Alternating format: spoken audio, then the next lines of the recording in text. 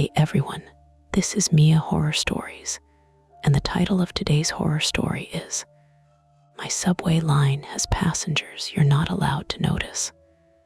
For your comfort, the screen will stay black throughout the video, so you can relax without strain and just focus on the story. Make sure you stick around until the end. Sometimes the last few moments are the ones that stay with you the longest. The doors caught something at West 4th Street. Not a person. At least, I didn't see one. A strip of gray fabric slipped between the rubber edges just as they met, and the doors bounced open with their usual irritated chime. The fabric vanished. No hand pulled it away. Nobody stepped inside or backed onto the platform. For 3 or 4 seconds, the doorway framed nothing but stained tile, a yellow safety strip, and a steel column layered with old stickers. Then the doors closed again, and the train began moving south. My name is Mara Velez.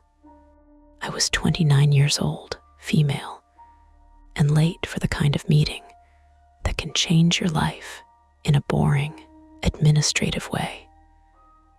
At 8:45 that night, I was supposed to meet the superintendent of a rent-stabilized building on Ocean Parkway.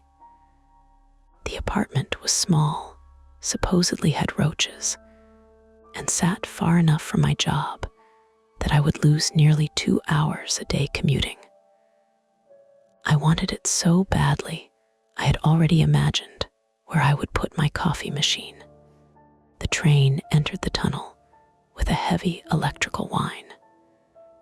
Fluorescent lights fluttered once overhead.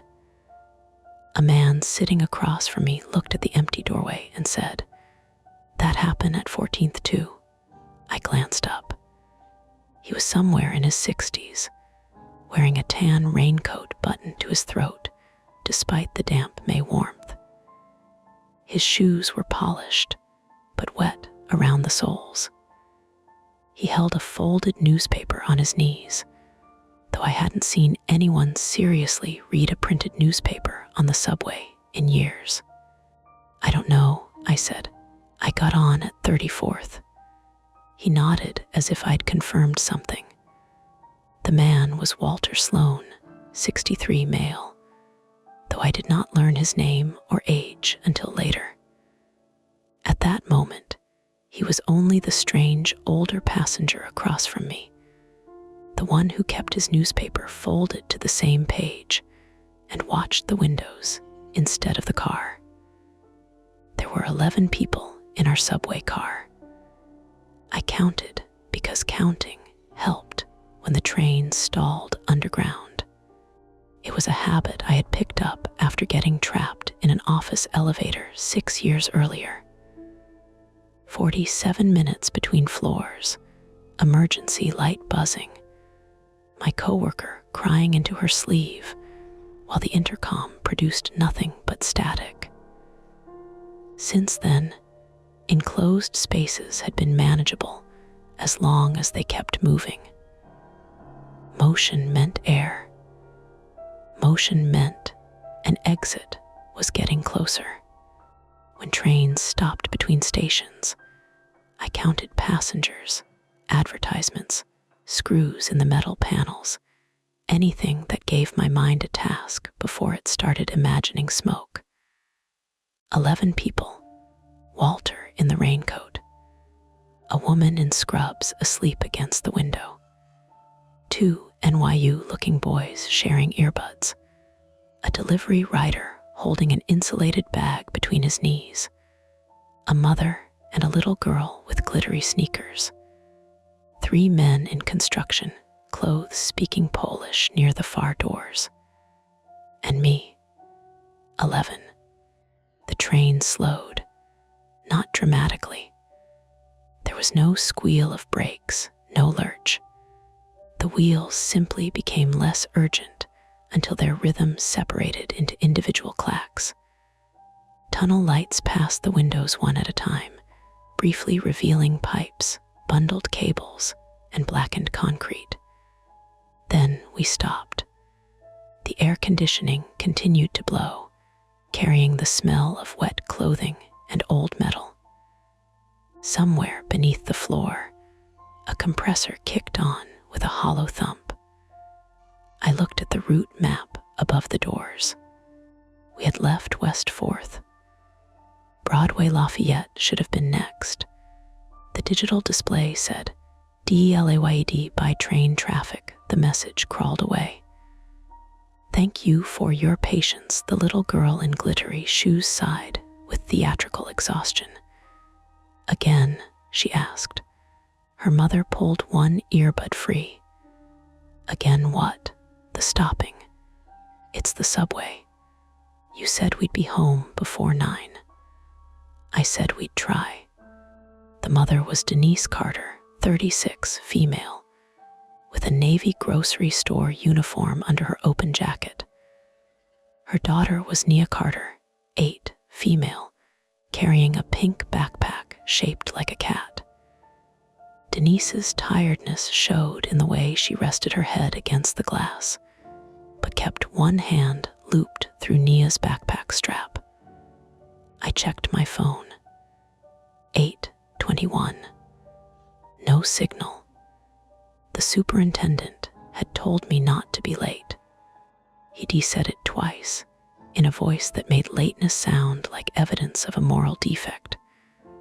I opened our text thread anyway and typed, "Train stalled. I'm still coming." The message remained unsent. Walter cleared his throat. "Don't bother," he said. "With what?" "The phone. I know there's no signal. I meant the message." He was still watching the window. In the glass, his reflection floated over the tunnel wall. The lights outside divided his face into pieces. "You know my appointment?" I asked. That made him look at me. "No." "Then how do you know I shouldn't bother?" His mouth tightened. Not quite a smile. "You look like someone apologizing before she's done anything wrong." I almost laughed. Instead, I looked away. He had landed too close to the truth. Apologizing was a reflex for me. "Sorry, can I get past you?" "Sorry, I think this is my seat." "Sorry, the heat in my apartment has been broken for 12 days. "Sorry, but the ceiling is leaking directly onto my bed." My landlord liked people who apologized. It saved him money. The intercom clicked. A blast of static filled the car, loud enough to wake the woman in scrubs.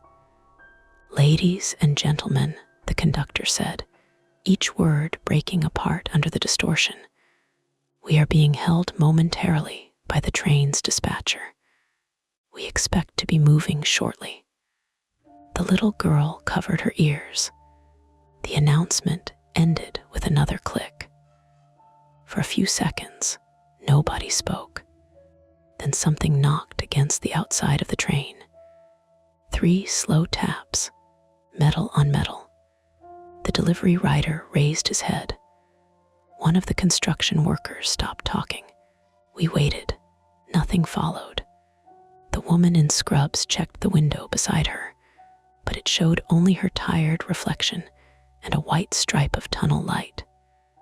"Maintenance," one of the NYU boys said. His friend shrugged. "Rat with a wrench." They both laughed, too loudly and for too long. The train moved again. A quiet release passed through the car. Shoulders dropped. Phones returned to hands. Denise told Nia they would probably still make it home in time for cartoons. Nia corrected her and said the show was not a cartoon. It was animation. I watched the clock change to 8:24.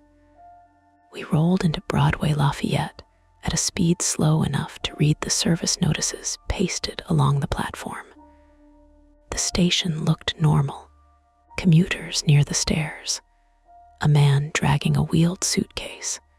someone playing violin beside a paper coffee cup. The doors opened. Nobody got off. That was unusual enough for me to notice, but not impossible. It was late, and most of us were clearly headed farther downtown or into Brooklyn.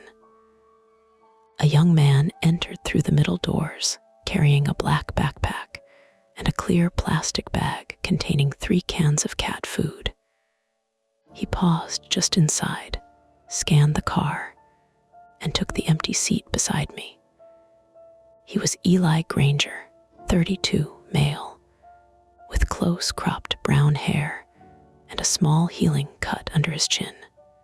He wore a blue work shirt with a stitched patch that read METROTCH facilities, though one corner had come loose. "Long night?" he asked, nodding toward the folder on my lap. The folder contained my pay stubs, tax return, credit report, employer letter, bank statements, and 3 months of humiliating evidence that I could technically afford an apartment if I stopped buying anything enjoyable. "Apartment viewing," I said. "At this hour. Superintendent works nights." "Convenient." For him, Eli smiled.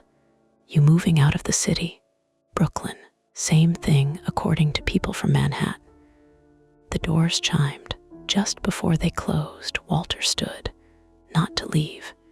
He crossed the car and took the seat beside the sleeping woman in scrubs, placing 2 rows between us. I looked at the empty seat he had abandoned, then at him. He unfolded his newspaper for the first time. Eli followed my gaze. "Friend of yours?" "No. You two have the divorced couple energy." We spoke for maybe 30 seconds. Fast relationship. The train left the station. For several minutes, everything settled into the ordinary discomfort of public transportation. The tracks curved. The car leaned. We passed through Grand Street, then crossed beneath the East River, where the pressure changed and made my ears ache. Eli told me he had finished replacing door sensors in an office building near Union Square. The cat food was for a one-eyed stray that lived behind his building in Sunset Park. "You named it?" I asked. "No. Naming it would create responsibility." "What do you call it?" "Mr. Biscuits." I looked at him. He lifted both hands. "That's not a name. It's a professional title." The conversation helped. I stopped thinking about the tunnel walls pressing against the windows. I stopped calculating how many minutes remained before my appointment became unrecoverable. At DeKalb Avenue, several passengers left, including the construction workers and the 2 boys with earbuds.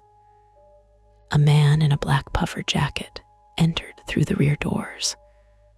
The night was warm enough that his coat looked wrong. He stood near the end of the car with his back to us. His hood was pulled up, and both hands were tucked beneath his arms. He did not hold a pole when the train started moving. I watched him sway. His balance was excellent. Too good almost, but people who rode the subway every day developed that loose-kneed posture. Nothing remarkable about it. Still, Walter lowered his newspaper. He looked at the man in the puffer jacket for half a second. Then he turned sharply toward me. "No," he said. The word came out flat and clear. I thought he was speaking to someone else. "What?" I asked. Walter looked down at his newspaper again. Eli leaned closer. "Divorced couple energy," he whispered. I gave him a warning look, but my attention stayed on Walter. The train entered Atlantic Avenue Barclays Center. Doors opened on both sides of the platform. A pre-recorded voice announced connections while people poured through the car, dragging bags and carrying takeout containers. For half a minute, there were too many bodies to follow. The man in the puffer jacket vanished behind them. When the crowd thinned, I counted again. 14 passengers, then 15. I frowned. I started over. Denise and Nia were still there. The woman in scrubs, Walter, Eli, me. A teenage couple near the center pole. A man with a folding bicycle. 3 women speaking Spanish. 2 men in suits. Someone seated in the far corner, hidden behind the partition beside the conductor's cab. 15. The doors closed. I looked toward the rear of the car. The man in the black puffer jacket was still standing there. He had not moved. He had not been blocked by the crowd. I simply hadn't included him. 16 passengers. Did that guy get off and back on? I asked. Eli glanced toward the rear. What guy? The one by the door. His eyes moved across the car, then returned to me. Black coat. Yeah, no, he's been there. Walter folded his newspaper with exact, careful movements. At Pacific Street, he stood and approached us. Up close, I could smell rainwater and peppermint on his coat. You're going to Ocean Parkway? He asked me. I stared at him. How do you know that? At Brooklyn. I didn't say Ocean Parkway. Eli sat straighter. Walter glanced toward the black-coated man, but stopped before his eyes reached him. The local service changes after Prospect Park, Walter said. You should get off at 7th Avenue. That would take me farther away. Get off at 7th Avenue. Why? The train jolted, and Walter caught the overhead rail. His newspaper slipped from his hand. A laminated card fell from between its pages and landed face up near my shoe. It looked like an employee identification card. The photograph showed Walter, younger and heavier, wearing a dark transit uniform. Across the top were the words, New York City Transit, operations. The expiration date was 12 years old. Walter snatched it from the floor. You worked for the MTA? Eli asked. Once. In what department? Walter returned the card to the newspaper. One that no longer exists. The digital display above the doors flickered. For less than a second, the next stop information disappeared. In its place came a line of plain white text. Car 7843. Internal hold, then the route information returned. No one reacted. I looked at Eli. You saw that? Internal hold. Yes, probably diagnostics. Walter was already walking toward the next car. The connecting door at the end of the train carried a red sign warning passengers not to pass between cars. He gripped the handle, but did not open it. Instead, he looked back at me. 7th Avenue, he said. You can leave there, or you can come with me before we reach it. The man in the puffer jacket shifted for the first time. A dry scraping sound came from one of his shoes. The train accelerated into the tunnel. I checked the time. 8:39. If I got off at 7th Avenue, I would lose the apartment. If I followed Walter into the next car, I would be trusting a stranger who had somehow learned my destination and carried an expired transit ID hidden inside his newspaper. Eli looked at me, waiting to see which bad decision I preferred. The next station announcement began. The announcement broke apart halfway through the station name. Next stop is static crackled through the speakers. Then a different voice came on, quieter and much closer to the microphone. Passengers in the rear car, remain where you are. The message ended. Nobody reacted at first. A man in one of the suits kept scrolling through his phone. Denise pulled a pack of crackers from her bag and handed them to Nia. The woman in scrubs had fallen asleep again, her forehead resting against the glass. Eli looked up at the speaker. "Rear car," he said. Walter still had one hand on the connecting door handle. "This is the rear car," I said. "No," Walter replied. "There are two behind us." I glanced through the small window in the door. The next car rocked on the tracks, mostly empty under fluorescent light. Beyond that, through another window, I could see the pale rectangular glow of the last car. I had assumed we were closer to the end. "Why would they tell one car not to move?" Eli asked. Walter looked toward the black-coated man. Not directly. Never directly. The man stood beside the rear doors with his hood up, facing the dark window. His reflection should have been visible. Instead, glare from the lights spread across the glass and swallowed most of his outline. Walter pulled the connecting door open. Noise rushed into the car. Wheels hammered against rail joints. Wind snapped the edge of his newspaper. "Now," he said. I did not move. The upcoming apartment had consumed the previous 3 weeks of my life. I had answered a listing 12 minutes after it appeared. I had paid for a credit report, printed bank statements at work, begged my manager for an employment letter, and borrowed $400 from my sister because the superintendent had hinted that having the deposit ready might help the process. That apartment was not just an apartment. It was a door that locked properly, a ceiling without a brown stain growing over my bed, a landlord who did not enter with his own key while I was at work and later claim he had smelled gas. I checked the time, 8:40. "This is my stop in 12 minutes, I told Walter. "You won't reach it in 12. "You don't know that. I know this train. You knew this train 12 years ago." His expression changed slightly. The muscles around his mouth hardened. Eli stood, slinging his backpack over one shoulder. "We can go one car forward and still get off at 7th. Walter shook his head. "Not forward. You just open the door." "I mean, we don't get off at 7th. That settled nothing. Nia spoke from behind us. "Mom." Denise was looking through her purse.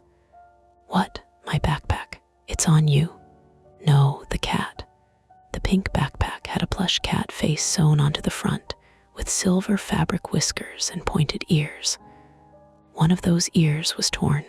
Nia twisted around. It ripped. Denise crouched to inspect it. "We'll fix it at home." My inhaler was in there. The word changed the air around us. Denise grabbed the backpack, checked the outer pocket, then the main compartment. Receipts, a folded worksheet, a juice box, 2 crayons, and a plastic pencil case spilled onto the floor. "No," she said. She checked again. "Nia, did you take it out?" "No." "Did you use it at Grandma S?" "No." Denise turned the bag upside down. A single cracker fell out. "What color was it?" Eli asked. "Blue," Nia said. "In a white tube." Denise looked beneath the seats. "When did you last have it?" "At the station." "Which station?" "Grand Street, maybe." "Didn't take it out at Grand Street." I showed it to the baby. "What baby?" "The baby in the stroller." Denise closed her eyes for a moment. I could see the calculation behind her face. Grand Street was several stops back. The inhaler might have fallen on a platform, inside another train car, or through the narrow gap beside the seat. Nia was breathing normally, but Denise's hand had already moved to the center of her daughter's back. "Does your chest feel tight?" Nia shrugged. "That means yes or no." A little, Denise looked toward the route map. "We get off at the next stop," she said. "We'll call someone." The train began braking. The wheels screamed through the curve. Nia coughed once, a small, dry cough that might have meant nothing. Denise immediately knelt in front of her. "Slow breath. I am. Through your nose. I know." The lights dimmed. They came back half a second later. Walter stepped into the doorway between cars. "You should bring them." "Bring us where?" Denise asked. He did not answer quickly enough. Her face tightened. "No, absolutely not." The train entered 7th Avenue. The platform appeared beyond the windows in broken sections: tiled wall, bench, column, trash can, then wall again. We were moving too fast. The operator had not begun a normal station approach. "Why aren't we slowing?" Eli said. We passed the first half of the platform. Several people inside the car stood. The man with the folding bicycle looked toward the conductor's cab. One of the women speaking Spanish grabbed the pole with both hands. The brakes caught hard. Everyone lurched. I struck my hip against a metal armrest. Eli caught my elbow before I went down. Nia fell against her mother, and Denise hit one knee on the floor with a blunt crack. The train stopped with only the final 2 cars aligned with the platform. Our car was halfway in the station. The front doors opened onto tile. The rear doors opened onto tunnel wall. A recorded announcement played. "This station is 7th Avenue. Transfer is available to," the message cut out. For a second, the whole car seemed undecided. Then people moved. The passengers nearest the front exited quickly. One of the suited men held the door, while the woman in scrubs stumbled out behind him. Denise pulled Nia toward the open front doors. Walter blocked the aisle. "Not that way." Denise stared at him. "Move. She needs medical help," Walter said. "Yes, and the station has people." "Not enough." "What does that mean?" "Call 911 from here." "There's no signal." "There's a help point on the platform." "Then get out of my way." Walter did not. Eli stepped between them. "You need to explain yourself right now." The black-coated man moved behind us. Just one step. His shoe made that same dry scrape. Walter's eyes flicked toward the sound, then away. "Someone pulled an emergency door release in one of the rear cars," he said. "That's why we were held. That's why we stopped short." Eli glanced toward the connecting door. "You know that how?" The operator used the internal announcement channel by mistake. "No," Eli said. "She said passengers in the rear car should remain where they are. She didn't say it." "Then who did?" Walter looked at me. "I told you to leave."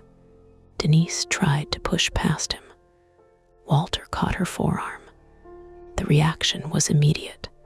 She slapped his hand away and shouted, "Don't touch me." Several passengers on the platform turned toward the open doors. A man near a bench raised his phone, not to help, but to record. Walter backed up. "I'm trying to keep your daughter from being trapped in the station." "We are already in the station." "No, we're not." That sounded insane. Even Walter seemed to hear it after he said it. I looked through the open doors. The platform appeared normal. Fluorescent strips ran along the ceiling. A route map hung beside an advertisement for injury lawyers. 4 passengers were walking toward the stairs. The suited man who had exited our car was standing beneath a sign, staring at his phone. Nothing prevented us from leaving. Then the station lights went out. Not all of them. The overhead fixtures remained on, but the illuminated signs above the exits blinked dark. The digital arrival clocks shut off. The MetroCard machines beyond the turnstiles vanished into shadow. A low mechanical hum stopped. Everyone noticed that. The station's ventilation fans had gone silent. The train doors began chiming. Please stand clear of the closing doors. Denise grabbed Nia's wrist and lunged for the platform. Walter did not stop her this time. I followed. Eli came after me. The doors closed behind us. Walter stayed aboard. For 1 second, I saw him through the glass. His palm was pressed against the door. He was saying something, but the glass and station noise erased the words. The train began to move. Wait, I said. It rolled slowly forward. Walter remained visible through one window, then the next. Behind him, the man in the puffer jacket had turned around. I saw only part of his face before the train entered the tunnel. Pale cheek, dark beard, a strip of medical tape across his nose. Nothing inhuman, nothing impossible, just a man. The last car passed us. Its interior lights were off. Someone was pounding on the inside of its rear door. Then the tunnel swallowed it. The platform settled into an uncomfortable quiet, broken by Nia's breathing and the fading metal rhythm of the train. Denise crouched in front of her daughter. Talk to me. I'm okay. Full sentence. I said I'm okay. You're wheezing. Nia looked embarrassed. A little. Eli took out his phone. No signal. I tried mine. Nothing.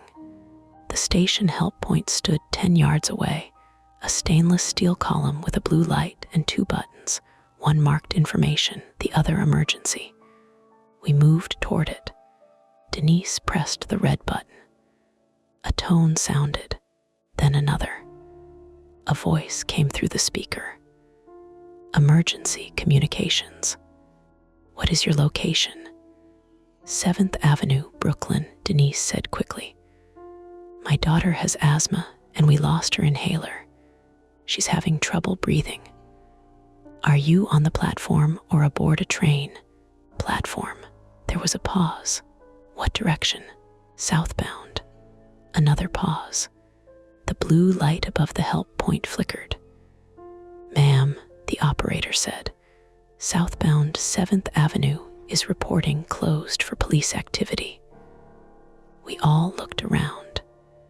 The suited man was still beneath the sign, holding his phone in the air, searching for service. Farther down, 2 teenagers sat on a bench. A maintenance worker in an orange vest pushed a mop bucket near the stairs. It's not closed, Denise said. There are people here. Ma'am, remain where you are. Do not attempt to leave the station. My daughter needs an ambulance. Emergency medical services have been notified. How long? I don't have an estimated arrival. Can I take her upstairs? No. Why not? The speaker crackled. Police activity. What kind? I don't have that information. The connection went dead. Denise pressed the button again. Nothing happened. Nia coughed twice. The second cough carried a faint whistle at the end. We're going upstairs, Denise said. Eli pointed toward the maintenance worker. Ask him first. The worker had stopped mopping. He stood near the far staircase with both hands on the cart handle. He was maybe 50, with a shaved head and a fluorescent vest over a gray sweatshirt. When he saw us approaching, he moved the cart across the stairwell. "Station's closed," he said. "You work here?" Eli asked. The man tapped the transit logo on his vest. "My daughter needs medical help," Denise said. "Use the help point." We did. Then wait. "She can't wait." The worker looked at Nia, but did not come closer. His name tag read RHOLLIS. Ronald Hollies, 51 male, appeared to be an MTA cleaner or station maintenance employee. His voice was calm, but sweat had darkened the collar of his sweatshirt despite the cooling air. "What's happening upstairs?" I asked. "Police situation." "What situation?" "You need to remain on the platform." "Why are the exit signs off?" Eli asked. "Power issue. The main lights are on." "Different circuit." Eli glanced at the mop bucket. It contained no water. Inside it sat a coil of heavy black cable and 2 orange plastic wedges. "Facilities?" Hollies asked, reading Eli's shirt. "Private building maintenance." "Then you know different systems run on different circuits." "I also know that cable isn't for cleaning." Hollies shifted the cart. A radio clipped to his belt clicked. A voice said, "Rear group transferred. 2 unaccounted." Hollies lowered the volume. Denise stared at him. "What does that mean?" "Nothing involving you." "Then let us leave." "No." Nia tugged at her mother's sleeve. "Mom, it hurts." Denise's composure broke. Not completely, just enough that her voice rose. "Move the cart." Hollies did not. Eli stepped forward. The worker reached beneath his vest and placed one hand on something at his waistband. He did not draw it. He did not have to. "Back up," he said. Eli stopped. The suited man across the platform had begun walking toward us. The teenager stood as well.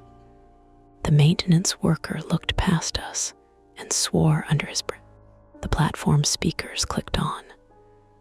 A woman's pre-recorded voice began an evacuation announcement, but the message played at half speed, each syllable stretched and distorted. "Due to police activity," then the sentence restarted. Nia's breaths became shorter. Denise held her upright and looked at me as though I had some answer she didn't. I had none. My chest had started tightening too, but mine was panic, not asthma. The ventilation was still off. The station seemed warmer than it had a minute earlier. I could smell brake dust, damp concrete, and something sharper drifting from the tunnel hot plastic or electrical insulation. Eli smelled it too. "There's an electrical fire," he said. Hollies shook his head. "No, that's burning cable. It's not here." "Then where?" The worker's radio clicked again. "Smoke condition advancing north. Clear 7 immediately." Hollies grabbed the cart and pulled it away from the stairs. Denise started forward. He blocked her with his arm. "Not upstairs," he said. "Service corridor." He pointed toward a gray door at the far end of the platform, beyond the section where our train had stopped. A small sign read, "Authorized personnel, only the suited man and teenagers were approaching now." More passengers had appeared near the opposite staircase. Hollies opened the gray door with a key from his belt. Beyond it was a narrow concrete passage lit by a single red emergency lamp. "Everybody through," he said. "Where does it go?" I asked. "To the street." Eli stared into the passage. "No, it doesn't." Hollies looked at him. "I know station layouts," Eli said. "That runs alongside the tracks." Smoke began sliding from the tunnel mouth, thin and gray beneath the platform lights. The speakers continued their slow, broken announcement.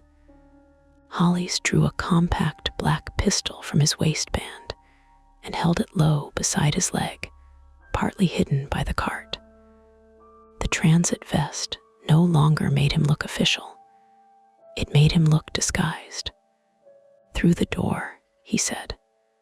Behind us, the station stairs remained open. Ahead of us, Nia was struggling to breathe.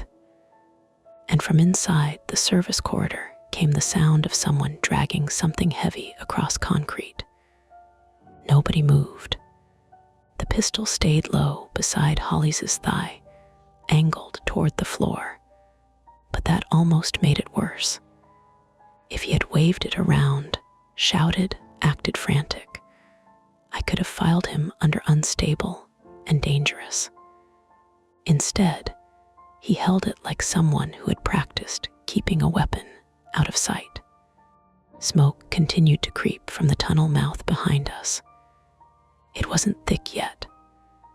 A gray ribbon hugged the ceiling above the tracks, pulled north by whatever weak air current remained.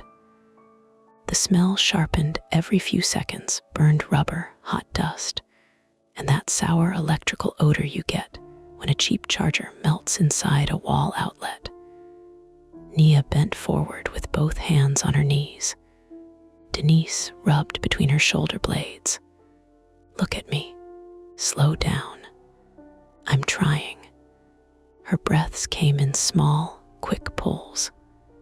Eli looked from the stairs to the corridor, then to Holly's. "There's another exit at the south end." Holly's shook his head. "Locked. Emergency gates don't lock from the platform side. That one does. How convenient." The suited man had reached us. He was in his 40s, broad through the shoulders, with rain darkening one side of his jacket. His name was Peter Lasky, 44, male, an insurance claims manager who later admitted he had stayed on the platform because he thought the station closure announcement was probably a mistake. "What's going on?" Peter asked. Holly's turned slightly, enough for the pistol to become visible. Peter stopped. Behind him, the two teenagers saw it too. They backed toward the bench. "Everyone through the service door," Holly said. "Single file." "Show us your transit ID," Eli said.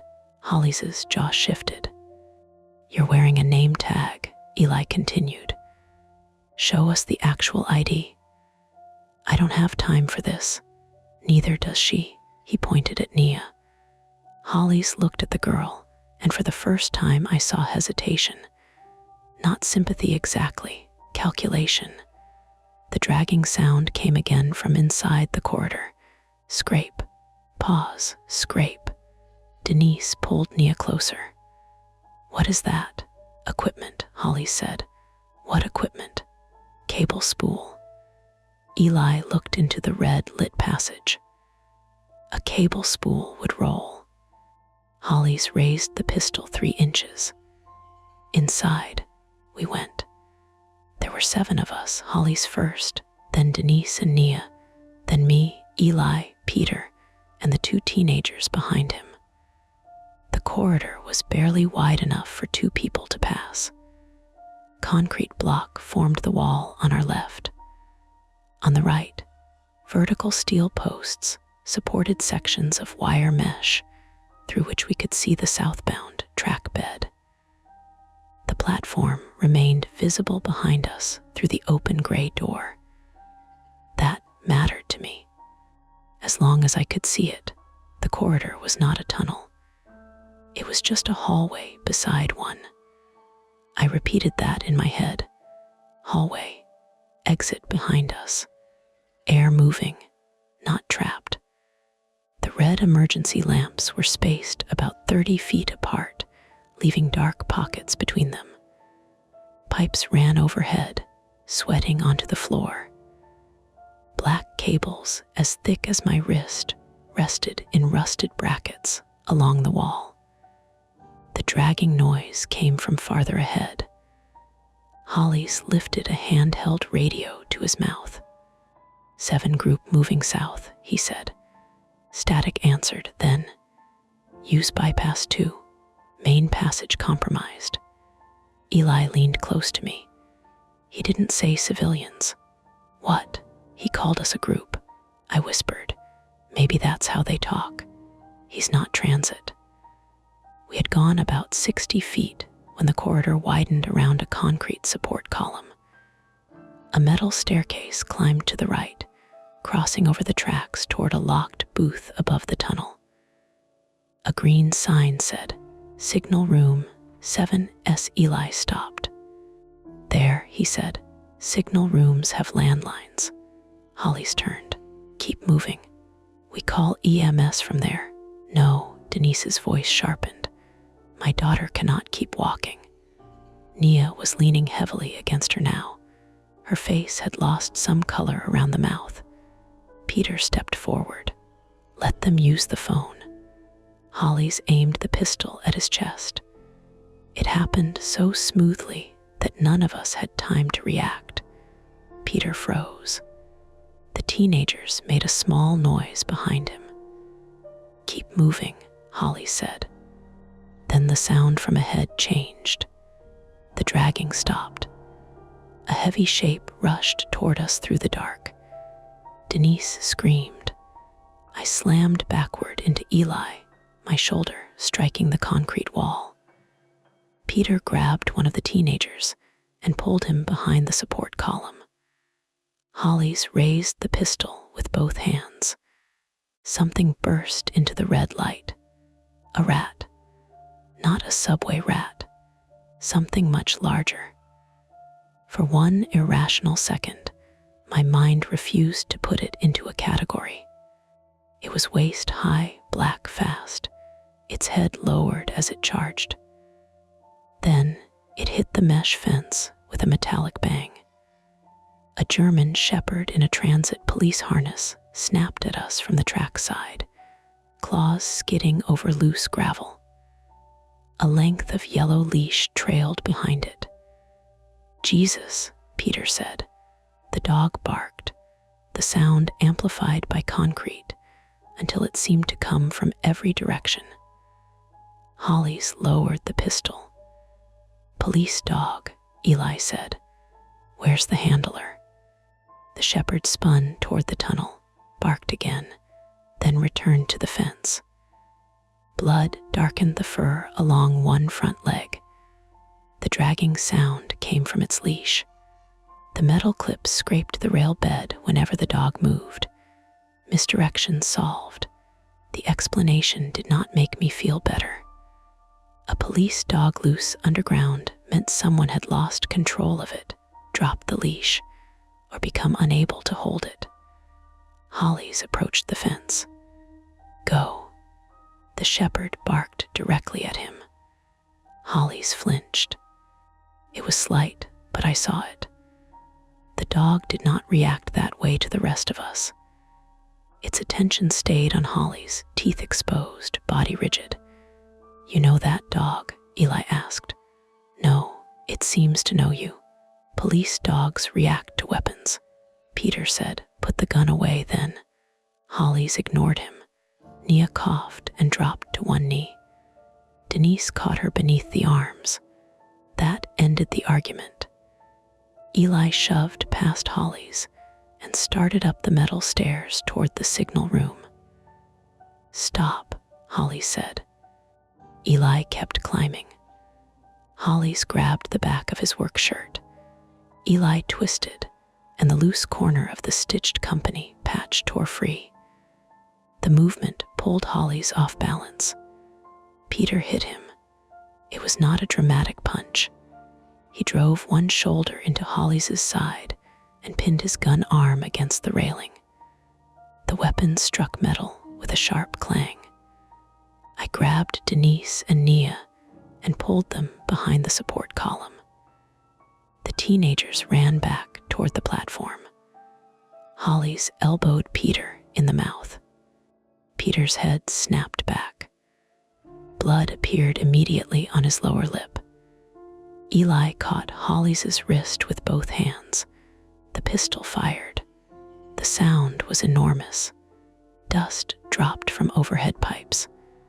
My hearing collapsed into a high mechanical ringing. Nia screamed, though I heard it only as a thin distortion. The bullet struck the concrete ceiling. Holly's grip loosened.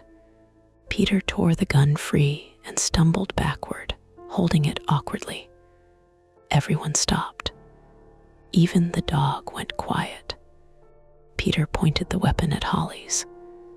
Blood ran from his mouth onto his shirt collar. "Down," he said. Holly stared at him. On the ground, Holly slowly knelt. Eli climbed the remaining stairs and reached the signal room door. He tried the handle, locked. He rammed his shoulder into it once. "Nothing. Key," he called down. Holly said nothing. Peter moved the pistol closer. "Give him the key." "You open that room," Holly said. "You trigger the alarm." "Good." "No, not good." "What alarm?" "The system will report a forced entry." Eli came back down 2 steps. "You have a key." Holly's looked toward his belt. A ring hung beside the radio. Peter ordered him to remove it slowly and slide it across the floor. Holly's did. The keys stopped near Denise's shoe. She picked them up and tossed them to Eli. The 3rd key opened the signal room. That was our first attempt. It partially worked. The room was no larger than a walk-in closet. Relay cabinets covered 2 walls. A steel desk stood beneath a bank of dark monitors. The telephone mounted beside the door had a beige handset and a coiled cord. Eli lifted it. No dial tone. He pressed the hook switch several times. Nothing. "There's power," he said. "The relay lights are on." "Try 911, Denise said. "It's dead." He opened a cabinet beneath the desk and followed the phone cable. "Cut," he said. We all looked at Holly's. He was still kneeling. "What do you mean, cut?" Peter asked. Eli held up the loose end of a gray wire. The copper inside looked bright. "Recently," Holly said. "I didn't do it." "Who did?" "No idea. You knew the room wouldn't help. I knew the alarm would." A buzzer began sounding inside the room. A red light flashed over the door. Eli checked one of the monitors as it came to life. The screen showed a station diagram made of thin green lines. 2 sections blinked red. "What is that?" I asked. "Track power zones." He leaned closer. The labels read SB Local 7 AV and Bypass 2. Both shifted from red to black. The rails outside gave a low descending hum. "Power's been cut," Eli said. Peter nodded. "That's good, right? For walking on the tracks, yes. For trains, no trains can come through." The buzzer stopped. A voice emerged from a speaker in the relay cabinet. Not a recording. "Unauthorized access confirmed at 7 South." Holly's closed his eyes. The voice continued. "Hold the group in place." Peter pointed the pistol at him again. "Who is that?" Holly's answered quietly. "Someone you don't want coming down here." We searched him. That was Eli's idea. Peter kept the gun while I took Holly's radio, key ring, wallet, and phone. The phone had no service and required a passcode. The wallet held $42, 2 credit cards, a driver's license, and an MTA identification card. The photograph was Holly's. The name was correct, but the job title read electrical maintainer, not cleaner. The expiration date was 8 months away. "He works here," Denise said. "Or stole a current ID," Peter replied. Eli turned the card over. "It has the security strip." Holly's wiped sweat from his temple. "I told you I was transit. You let us think you cleaned stations," I said. "You decided that from the cart. Why the vest?" because nobody looks closely at cleaners. Nobody said anything after that. The sentence sat between us. Nobody looks closely. I thought of the man in the black puffer jacket. I thought of counting 15 people, then realizing there had been 16. Not invisible, not supernatural. Just someone positioned, dressed, or behaved in a way that trained commuters not to focus on him. Passengers you weren't supposed to notice. The thought came and went before I could hold it. Nia's wheezing worsened. We needed another route. The station diagram showed a cross passage about 200 yards south, where the service corridor reached a maintenance bridge over both tracks. From there, a staircase led to the northbound platform. If the northbound side remained open, we could use its exit or help point. That became our second attempt. We tied Holly's wrists with his own radio cord. Peter carried the pistol. Eli took the keys. Denise and Nia walked between us. The teenagers were gone. When we returned toward the gray door, it had shut. Locked. I ran to it and tried the handle. Nothing. Eli used the key ring. None of the keys worked from the corridor side. Magnetic lock, he said. Power fail secure. The station's right there, I said. Through the small wired glass window, I could see the platform. Smoke had thickened near the ceiling. One of the teenagers stood beside the bench, pounding on the door from the other side.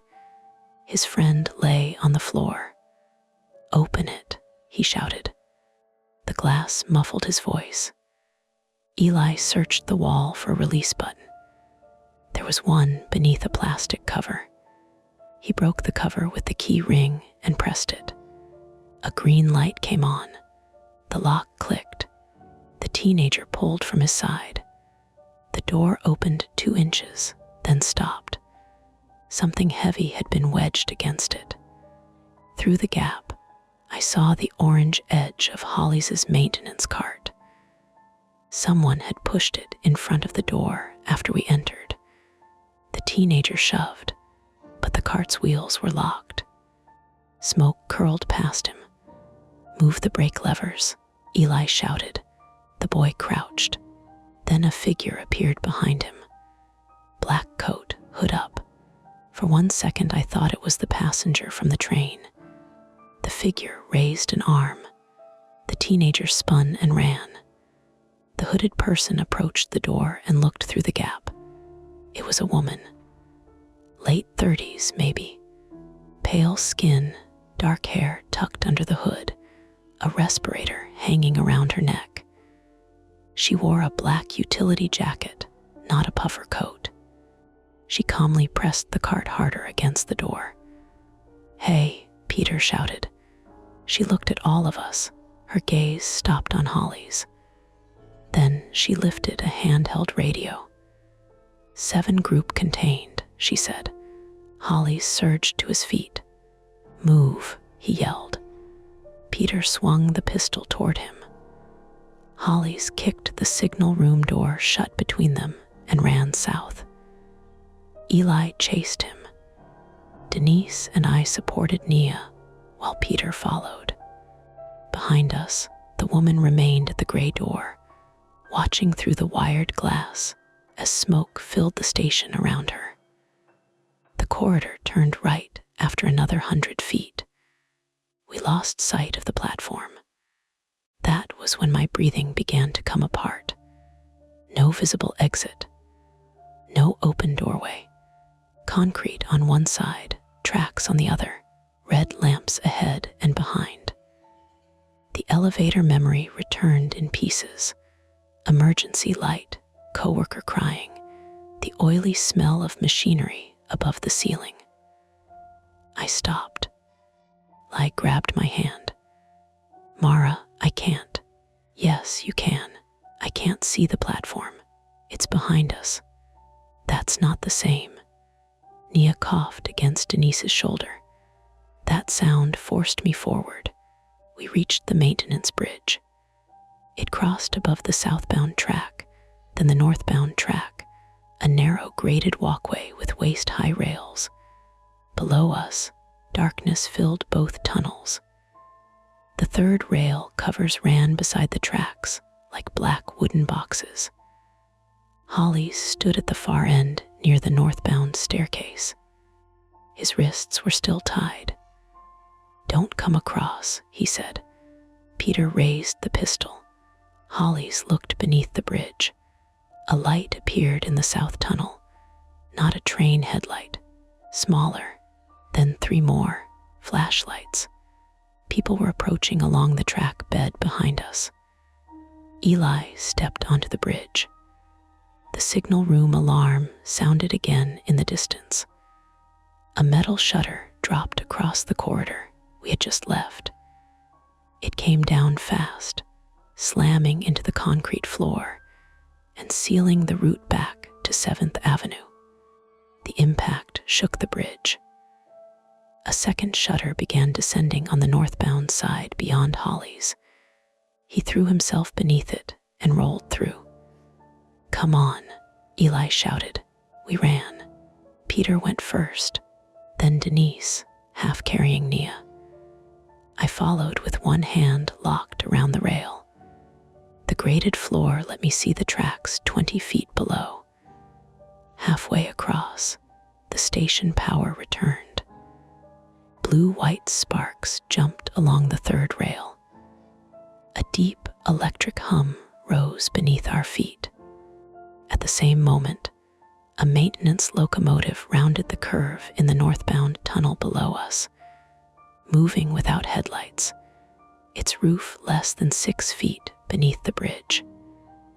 Heat and diesel exhaust blasted upward.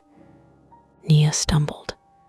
Denise caught her, but her own foot slipped between the grating and rail. She fell hard, twisting her ankle. The northbound shutter was almost closed. Eli dragged Denise upright. Peter pulled Nia through first.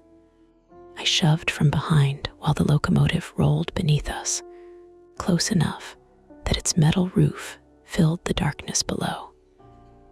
We crossed under the shutter with seconds to spare. It slammed down behind my heel. The corridor back to the platform was sealed. The bridge was sealed. Holly stood ahead of us in a concrete chamber containing 2 locked steel doors, a floor drain, and a row of discarded transit uniforms hanging from hooks. One uniform wore a black puffer jacket over it. On the floor beneath the hooks sat 6 backpacks, 3 phones, a folded stroller, and a child's white inhaler tube. Nia pointed at it. "That's mine." Before anyone could reach it, the steel door behind Holly's opened inward. 2 men in transit uniforms stepped through. Both wore respirators. Neither had a visible name tag. Peter raised the pistol. One of the men pressed a button on the wall. The lights went out. The lock snapped shut behind us. The lights went out, not dimmed. Gone. Peter fired. The muzzle flash filled the chamber in one white-blue frame. Denise crouched over Nia, Eli reaching for the inhaler, Holly's twisting sideways, 2 respirator masks in the doorway. Then darkness again. The gunshot hit me physically, a hard slap inside my chest. Someone shouted. Metal rang. A body struck the floor. I dropped on instinct and crawled toward where I had last seen the row of belongings. My palm landed on a phone, then a backpack strap, then cold concrete. "Nia's inhaler," Denise yelled. "Find the inhaler." A flashlight snapped on. One of the uniformed men held it beneath his pistol, the beam jerking across the chamber. It caught Peter standing near the shutter with both hands raised, Holly's gun no longer in them. The weapon lay beside the floor drain. The man with the flashlight kicked it away. The second man was on one knee in the doorway. Blood spread across the sleeve of his uniform, just below the shoulder. Peter's shot had hit him, but not stopped him. He pressed one hand over the wound and kept the other wrapped around a compact radio. "Down," the flashlight man said. His voice was flattened by the respirator. "Everybody on the ground." We were already there. Eli had reached the inhaler tube. He held it up, empty. Denise made a sound I had never heard from another person before. Not a scream, more like the first broken note of one. Nia was curled against her, shoulders lifting too quickly. "That's hers," Denise said. "Where is it?" The wounded man looked at Holly's. Holly's remained standing near the far wall, wrists still bound by the radio cord. In the flashlight beam, his face looked gray. "She had it when the train was tagged," he said. "Tagged?" I asked. Nobody answered me. The standing man swung the light onto my face. "Stay down," I squinted against it. "She's 8. I said stay down. Eli slowly opened the white tube. No canister. "It was here," Nia whispered. Denise looked inside the backpacks, throwing their contents across the floor. A sweater, chargers, a paperback, a child's red mitten, 2 wallets with the cash removed, 1 insulin pen in a cooling pouch, no inhaler canister. The wounded man spoke into his radio. 7-chamber compromised, 1 injured. Group count 6 plus Holly's. Static replied. "Correcting," the man said. 7 total. I counted automatically, me. Eli, Denise, Nia, Peter, Holly's. The 2 men made 8. Unless he did not count himself, or did not count one of us. The flashlight moved across our faces. It paused on Nia. "Move the child to processing," the wounded man said. Denise pulled her closer. "Don't touch her." The other man holstered his gun and stepped forward. Peter launched himself at him. He had no weapon and no plan. He drove his shoulder into the man's waist, the same way he had hit Holly's. They crashed into the row of uniforms. Hooks tore from the wall. The black puffer jacket fell over both of them. Eli moved at the same instant.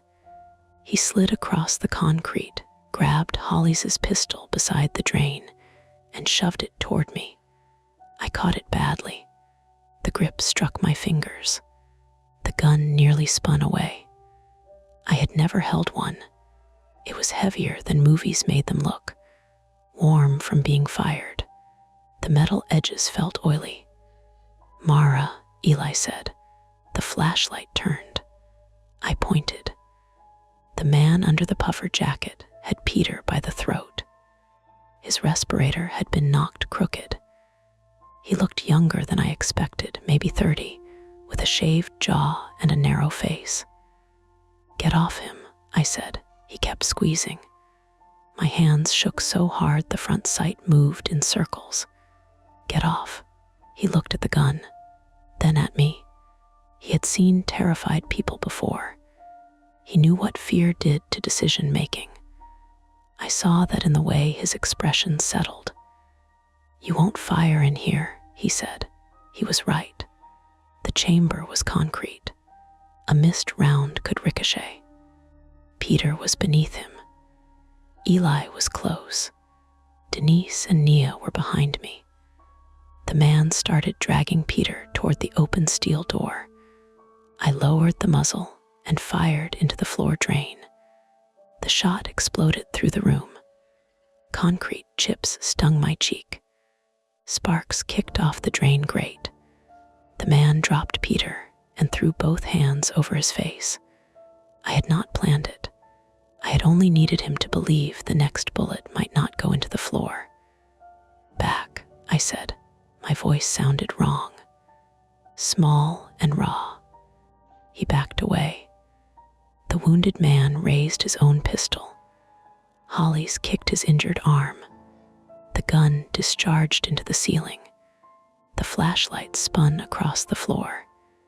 Eli hit him with the signal room key ring wrapped around his fist. Once, twice. The second strike split the man's eyebrow above the respirator.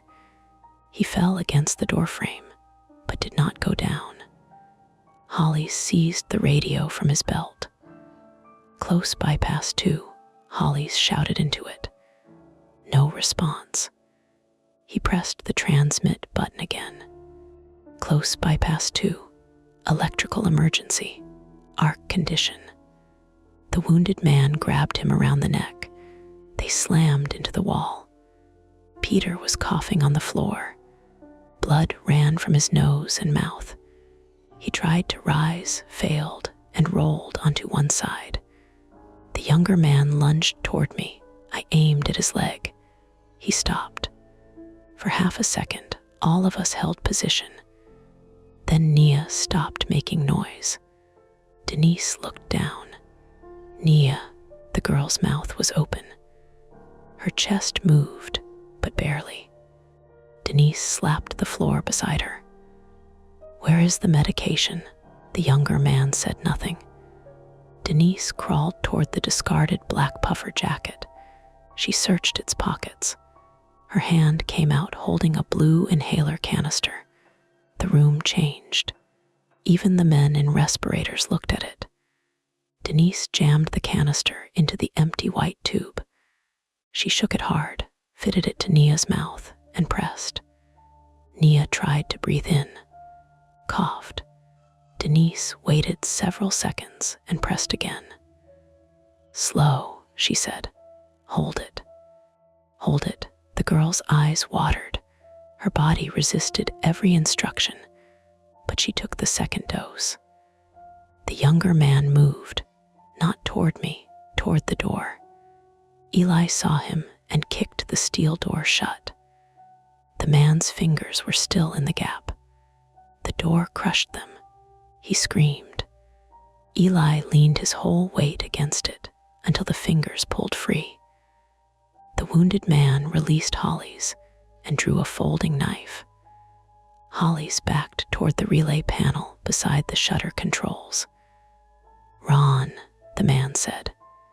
It was the first time either of them had used his name without contempt or command. Hollis looked at him. "You know what happens if you open that bridge," the wounded man said. Hollis held the stolen radio in one hand. "I know. You'll energize the fault. Power's already back, not the feeder." Eli looked between them. "What feeder?" Hollis pointed to a metal box beside the shutter. "Emergency bypass. It feeds the maintenance bridge and the chamber doors from a separate circuit. And if I force it open, the shutter lifts." The wounded man tightened his grip on the knife, and the damaged cable in the south passage arcs. The burning smell, the smoke, the black cable in the mop bucket. Eli understood first.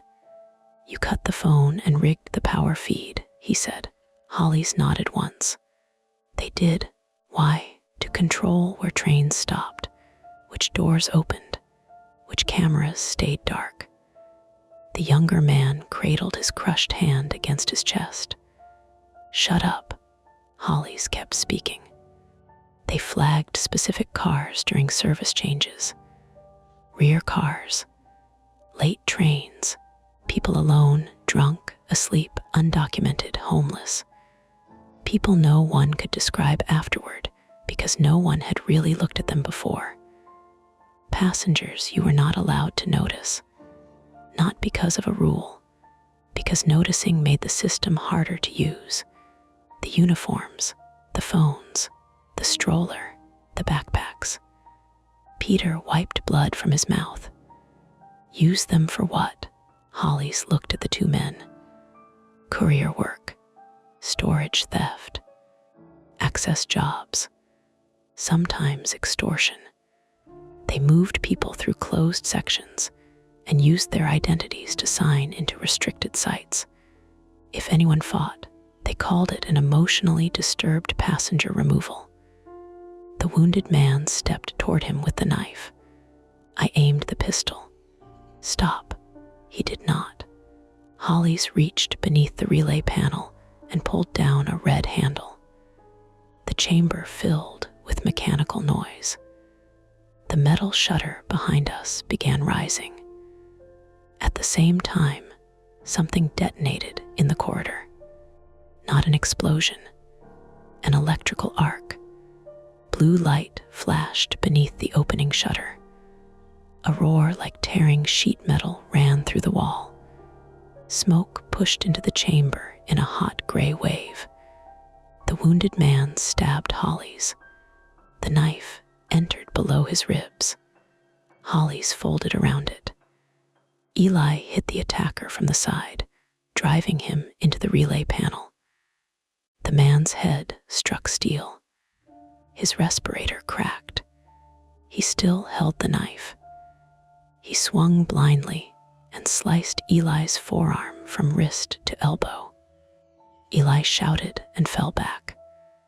Blood ran immediately, dark and fast. The younger man grabbed Nia. Denise caught his sleeve. He struck her across the face with his injured hand. She went down, but held on. I moved toward them. He pulled Nia against his chest and put a broken utility blade to her throat. Drop it, he said. The inhaler fell from Nia's hand and rolled toward the drain. The shutter continued rising behind us, revealing the maintenance bridge and a corridor full of smoke. Beyond it, the blue-white electrical arc pulsed at floor level where damaged cable had burned through its insulation. Each flash illuminated the tracks beneath the bridge. Drop the gun, the man repeated. My hands had stopped shaking. That frightened me more than the shaking had. Nia's face was pressed against his chest. She was breathing better now, but each breath still whistled. Denise was on her knees, blood running from her nose. Mara, Eli said softly. He had wrapped his torn work shirt around his forearm. Blood soaked through it. He looked at the hanging yellow leash on the floor. I had not noticed it before. The loose police dog's leash had snagged around one of the backpacks when the chamber door opened. Part of it extended through the shutter gap toward the bridge. The dog was still out there. Eli pulled the leash. A bark answered from the smoke. The younger man looked toward the sound. That was enough. I stepped forward and drove the pistol into the wrist, holding the blade. Bone struck metal. He released Nia. Denise dragged her away. The man grabbed my hair and slammed my face against the wall. Light burst behind my eyes. My knees weakened. The gun fell. He reached for it. The German shepherd came through the smoke. It hit him at hip height. The dog's injured front leg folded on impact, but its jaws closed around the man's forearm. He screamed and punched at its head. The dog held on. Peter crawled to the pistol and pushed it beneath the floor drain grate, out of reach. The wounded attacker tore free from Eli and lunged toward the bridge. Hollis, still bent around the knife wound, caught his ankle. They fell together beneath the half-raised shutter. The relay panel sparked. The shutter dropped 6 inches. Eli grabbed Hollis by the shoulders. Let go. Hollis held the attacker's leg. Get them across. We can pull you both out. No. The blue arc in the corridor grew brighter. Burning insulation dripped from the wall in black strings. The attacker kicked Hollies in the face. Hollies did not release him. "Ron," Eli said. Hollies looked up. His mouth was red. "Bridge has 30 seconds before the feeder trips," he said. "Maybe less." There was no time to lift him. No time to carry Peter, Denise, Nia, and Eli while controlling 2 attackers. Peter dragged himself upright using the wall. Denise supported Nia. I took Eli's uninjured arm over my shoulder. We moved through the rising shutter. The dog released the younger man and limped after us. Behind me, the man crawled toward the gun, but it was trapped beneath the drain grate. He struck the metal with his good hand. Peter crossed first, then Denise and Nia. The bridge grating trembled beneath our weight. Smoke cut visibility to a few feet. The emergency lamps strobed through it. Halfway across, Peter collapsed. "I can't," he said, his voice barely carried. "You can," Denise told him. "I can't feel my left hand." He may have had a concussion. Maybe worse. Denise shifted Nia against the rail, grabbed Peter by the back of his jacket, and pulled. Eli and I turned to help. The dog limped beside us, yellow leash dragging. Behind us, Hollies shouted. Now, the feeder tripped. Everything went black. The electrical hum vanished. The shutter dropped. A man screamed from the chamber. The sound ended under the impact of several 100 pounds of steel. We kept moving. In darkness, our hands found rails, clothing, shoulders. One step, then another. The northbound side door was locked. Eli felt along the wall with his good hand. "Keys," he said. I searched my pockets. Nothing. The key ring had fallen during the fight. Behind us, smoke thickened. Peter slid down the wall. Nia began coughing again. Eli struck the door with his shoulder. Once, twice. The latch held. The dog pushed past us and scratched at the bottom seam. A weak rectangle of light appeared beneath the door. Street side power. I felt along the frame and found an access plate with 2 screws. Eli pulled the loose corner of his Metrotech patch from his torn shirt. The metal fastener on the back was narrow enough to fit the screw heads. He turned one, slowly. The second would not move. Smoke reached us. I coughed until my ribs hurt. Denise wrapped part of her jacket over Nia's mouth. Peter was no longer standing. Eli forced the fastener harder. It snapped. "Use the inhaler tube," Nia said. Denise stared at her. "The white part." I pulled the plastic tube from Denise's hand. Its metal clip was thin and flat. Eli wedged it into the screw. The screw turned. He tore away the plate. Inside was a manual release cable. He pulled. The door opened outward. Cool station air struck us. We spilled onto the northbound platform. No heroic crowd waited there. No police line. No ambulances. The station was empty, but the emergency help point still had power. Denise reached it first and slammed the red button. This time, the operator answered immediately. We gave the station, the platform, the injuries, the smoke, the armed men, the chamber, the child in respiratory distress. Then we waited. 7 minutes. It felt longer. Transit workers arrived first from the north entrance, wearing proper identification and carrying extinguishers. Police came behind them. Paramedics reached Nia and Eli, while 2 officers entered the service passage with respirators. They found one attacker alive in the chamber with a crushed pelvis and severe burns. The younger man had disappeared through the second steel door before the shutter fell. Holly's was found beneath the shutter. He was conscious when they reached him. He died before they lifted him free. The transit police dog lay beside Peter until the paramedics moved him, its injured leg extended stiffly across the tile. Walter was found 3 stations south in the final subway car, bound to a handrail with electrical cable.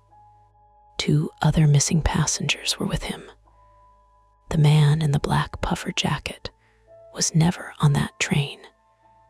The coat had been hung in the chamber before we arrived. What I had seen standing in the rear of our car was a different man wearing the same kind of coat. That man was found unconscious behind a locked equipment cabinet at Prospect Park. He had medical tape across his nose.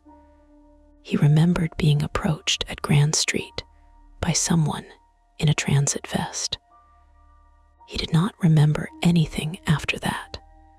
The conflict ended before midnight. The consequences did not. At Methodist Hospital, they took Nia first. That made sense. It still felt wrong.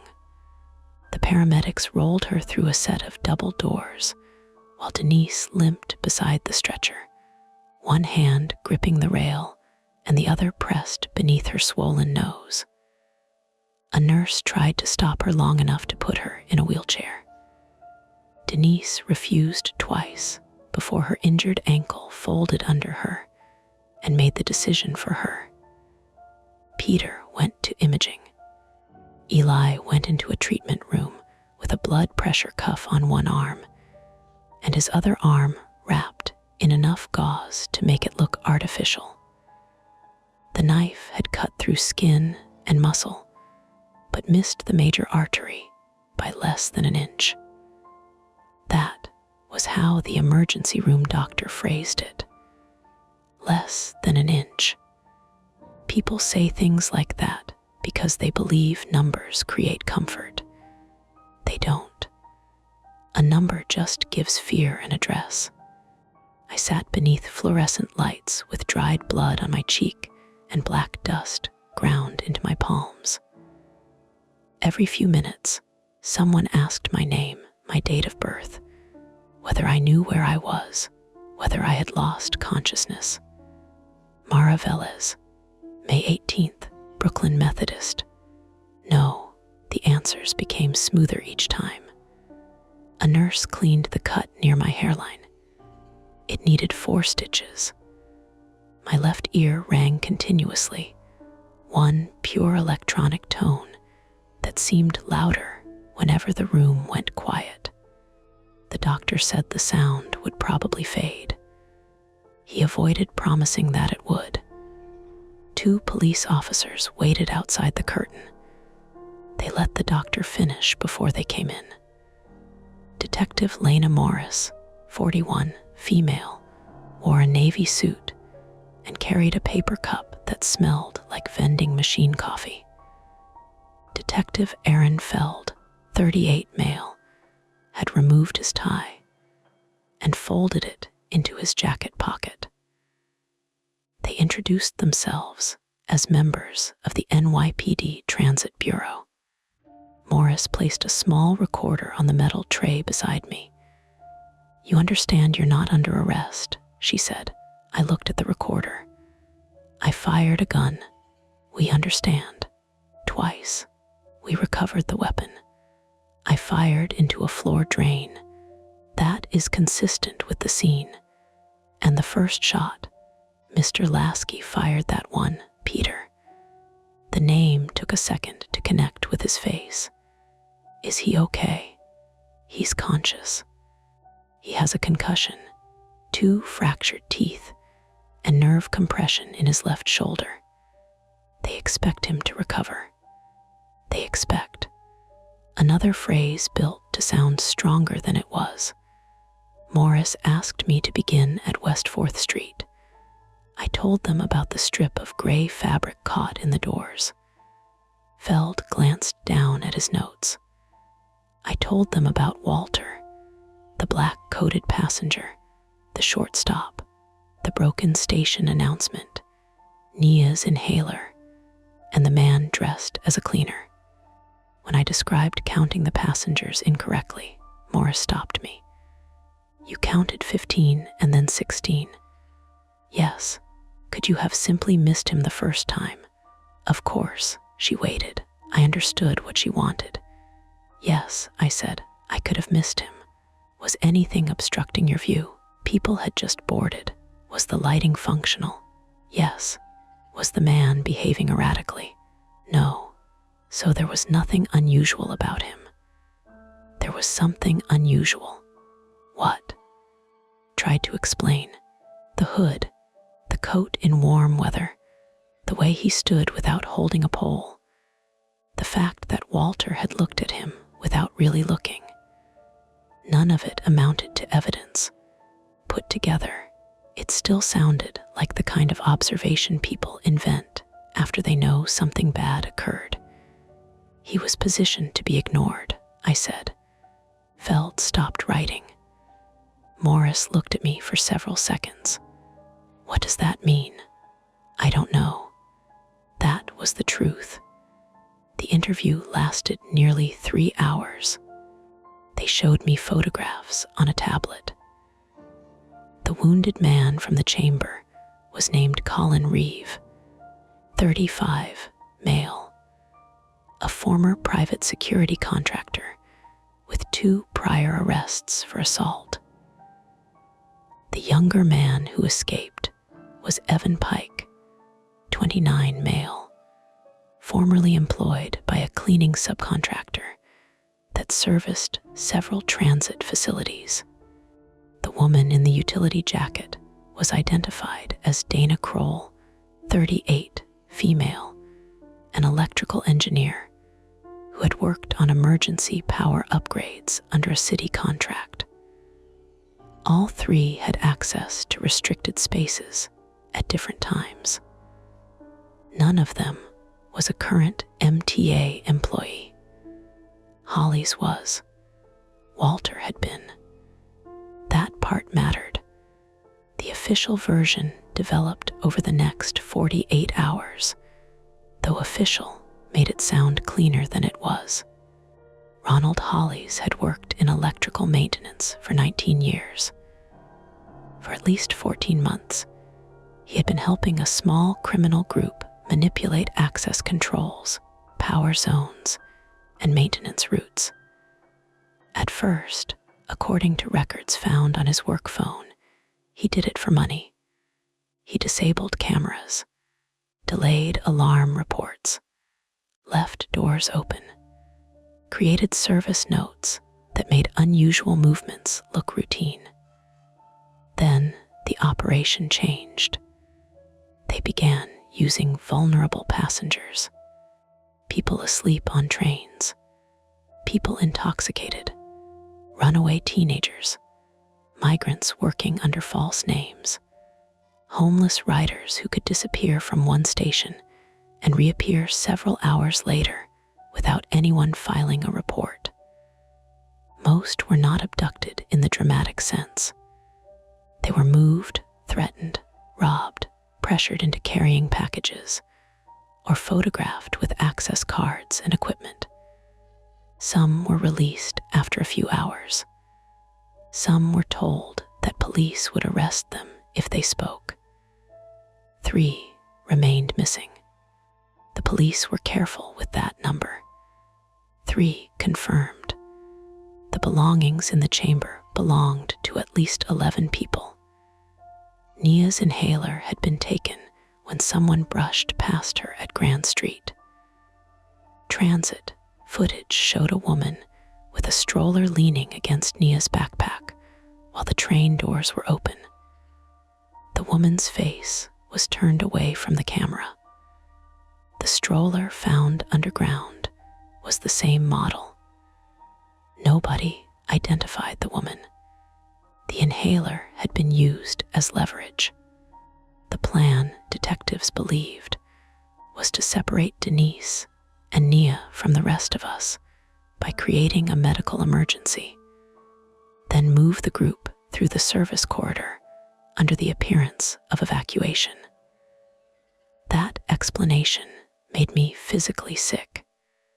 It was so practical. No elaborate machinery. No hidden laboratory. No organization with a name. Just people who understood that a parent would follow anyone who appeared to know where medical help was. Walter visited me 2 days after the hospital discharged me. He arrived at my apartment carrying the same folded newspaper. My landlord had still not fixed the ceiling. A plastic bucket sat beside my bed, catching water at irregular intervals. Walter looked at the stains spreading across the plaster. "You should move," he said. I tried. He removed his raincoat and placed it over the back of a chair. There was bruising around both wrists from the electrical cable. A thin cut ran from the corner of his mouth toward his chin. He did not sit until I did. For a while, neither of us spoke.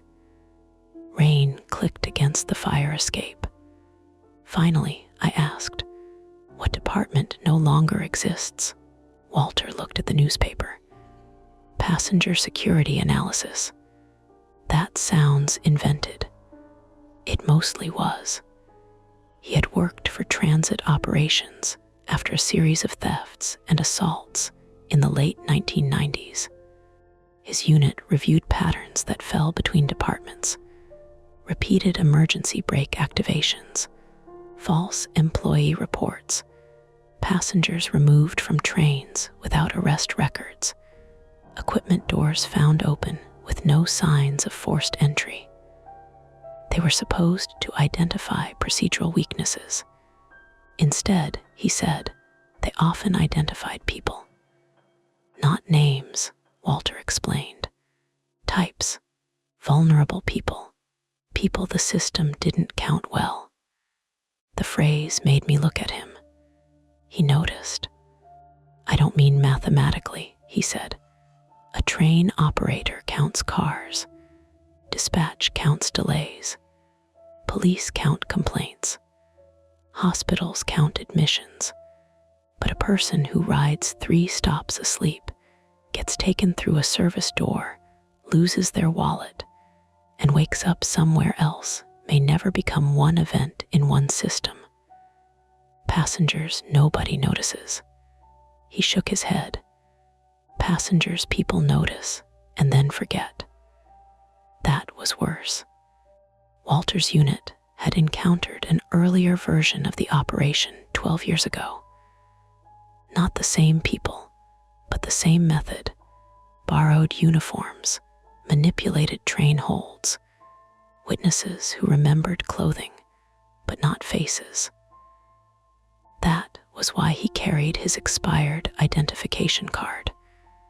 "I kept thinking someone might ask me to prove I wasn't imagining it," he said. "Did they?" "No." "Then why keep it?" He unfolded the newspaper. Inside were photocopies, handwritten dates, route maps, and small photographs printed on ordinary office paper. Because he had never stopped looking. The gray fabric caught in the doors at West 4th had been a torn strip from a maintenance vest. Police later found the rest wedged inside an access hatch between cars. Someone had moved through the train while the doors were closing and lost part of the garment. The internal hold message appeared because Kroll had connected a diagnostic device to the train's communications network during the disruption. She could not control the train directly, but she could cause limited false status displays and interfere with announcements. The pounding in the dark final car came from Walter, and two restrained passengers trying to attract attention. The loose police dog belonged to Officer Daniel Wu, 34, male, who had followed a false report of an armed man onto the track level. He was found unconscious in a maintenance recess with a head injury. He survived. The dog, named Mercer, needed surgery on its front leg. Peter visited it before he visited any of us. That suited him. Peter did not want to discuss the pistol. He told detectives he remembered picking it up and then remembered waking in the hospital. He apologized to me twice for firing without checking what was behind the target. I told him he had been trying to keep us alive. He said, "That doesn't make it less stupid." Eli needed 63 stitches and months of physical therapy. 2 tendons had been partially severed. He lost sensation along the outer side of his hand and could no longer fully straighten his little finger. The private facilities company where he worked placed him on unpaid leave because the injury did not occur on a job site. He laughed when he told me, not because it was funny, because sometimes laughter is what comes out when anger has nowhere useful to go. Denise stayed with Nia at the hospital overnight. Nia recovered after repeated nebulizer treatments and was discharged the next afternoon. She returned to school within a week. Denise did not return to work for almost a month. She bought 3 inhalers. One stayed in Nia's backpack. One stayed with the school nurse. One stayed on a cord around Denise's neck in a small zippered pouch. She checked for it constantly, during conversations, while crossing streets, in the middle of meals. Her fingers would rise to the pouch, press it once, then drop. Nia stopped carrying the cat-shaped backpack. She said the torn ear made it look sad. No one contradicted her. Holly's funeral was private. The police listed him as a participant in the criminal operation and as a material witness who died while assisting victims. Newspapers struggled with that combination. Some called him a whistleblower. Some called him a corrupt employee.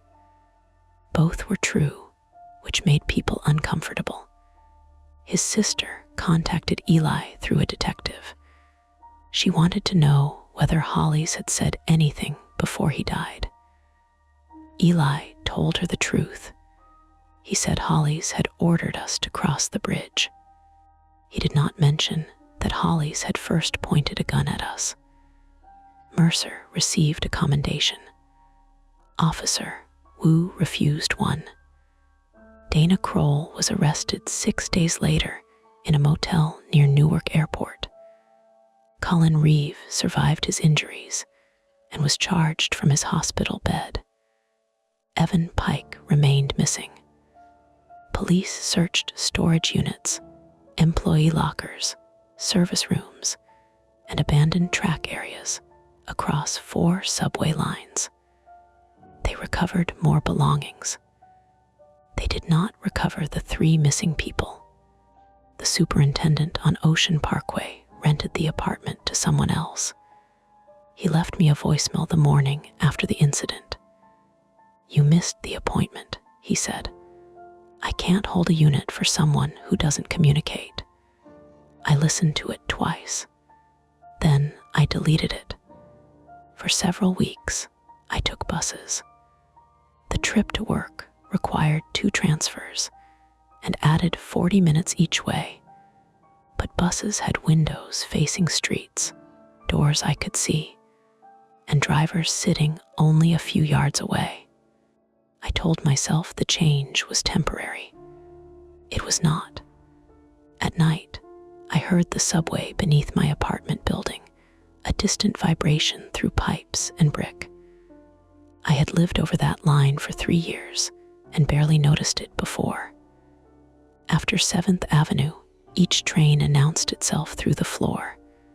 Sometimes I counted the cars by sound. 1, 2, 3. The rhythm blurred before I reached the end. 6 months later, my landlord raised the rent. That was what put me back underground. Not bravery, not healing, money. The first morning I returned, I stood outside the station entrance for 11 minutes. Commuters divided around me without looking. A delivery cyclist cursed when I blocked the stairway. Everything smelled the same below street level: damp concrete, coffee, old grease, someone's sweet perfume. The train arrived. I let it leave. The second train was crowded enough that I could not see into every corner. I let that one leave too. The third was almost empty. I entered. The doors closed. My chest tightened, but the train moved, and motion still meant an exit was getting closer. At each station, I counted 10 passengers, then 12, then 9. A man slept beneath a hood. A woman in scrubs stared at her phone. 2 construction workers spoke quietly near the doors. A mother held a child's backpack strap looped around her wrist. Ordinary people. I made myself look at each face. Not stare, not accuse, just register. At Broadway Lafayette, an older man entered carrying a folded newspaper. For one ridiculous second, I thought it was Walter. It was. This man was shorter, heavier, with a hearing aid and paint on his shoes. He sat across from me and opened the paper to the sports section. The doors chimed. A strip of black fabric appeared between them. They bounced open. Someone on the platform swore and pulled the edge of a coat free. A young woman hurried into the car, breathless, apologizing to nobody in particular. The doors closed.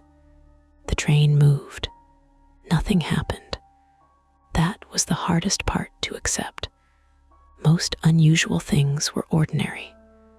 Most stalled trains were just stalled trains.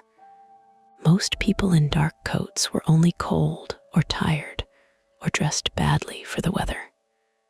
Fear wanted every detail to become evidence. I had to resist that.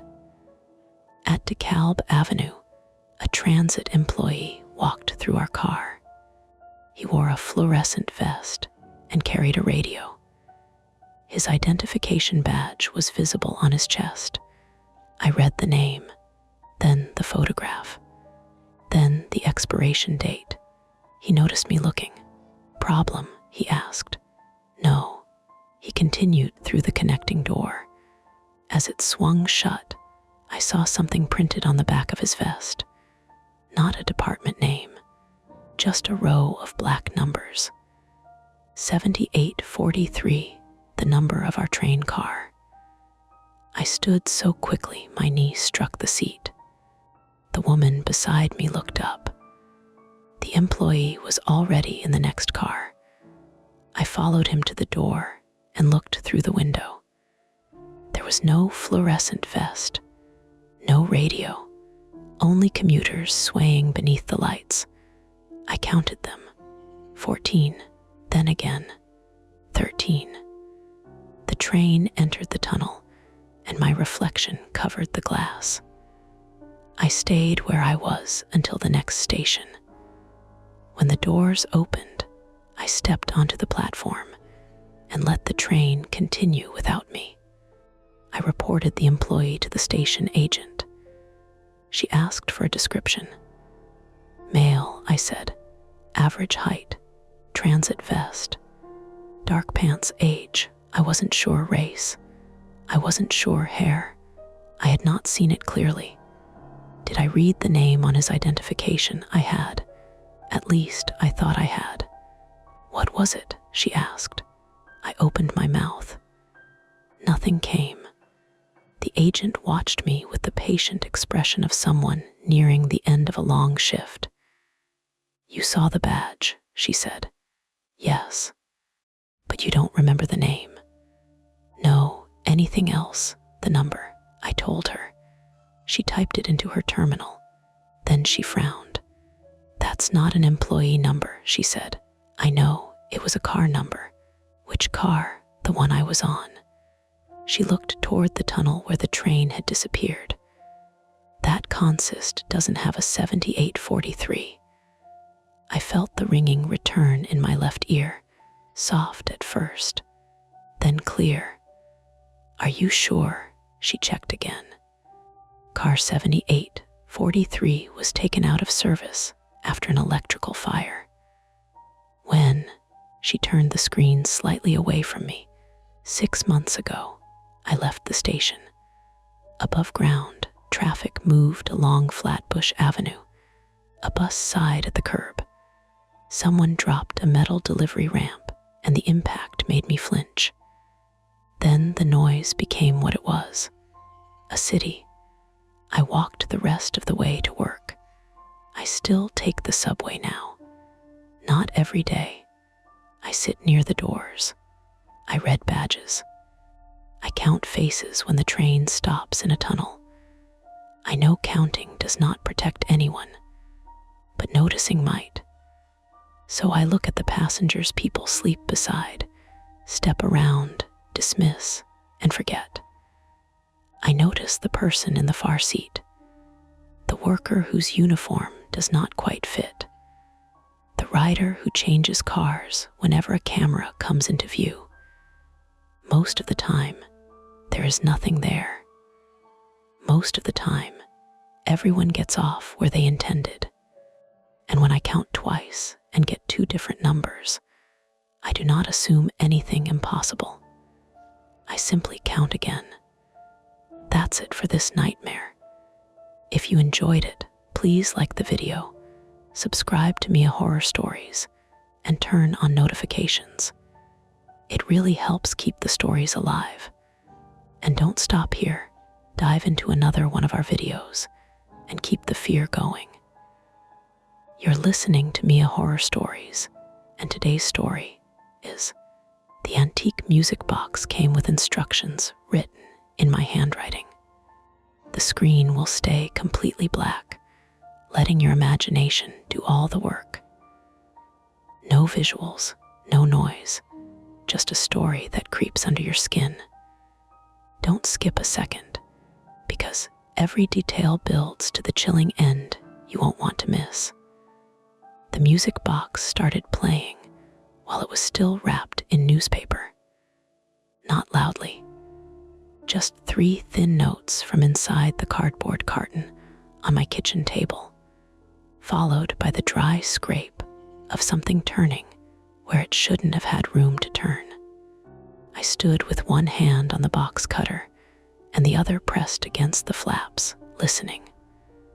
The mechanism gave a tired little click, then nothing. It was easy to explain. The drive spring had probably shifted during the ride home, or I'd leaned against the winding key when I carried the carton upstairs. Old mechanical things did that. They complained when moved. They released pressure. They settled. Still, I took my hand off the carton. My name is Evan Mercer.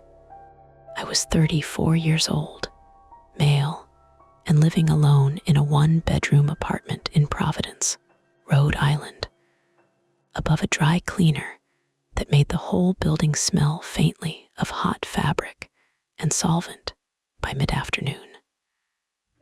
I repaired watches for a living, though repaired made the work sound more romantic than it usually was. Most days I replaced batteries, resized metal bands, and explained to customers that the cheap quartz movement inside their grandfather's watch wasn't worth rebuilding.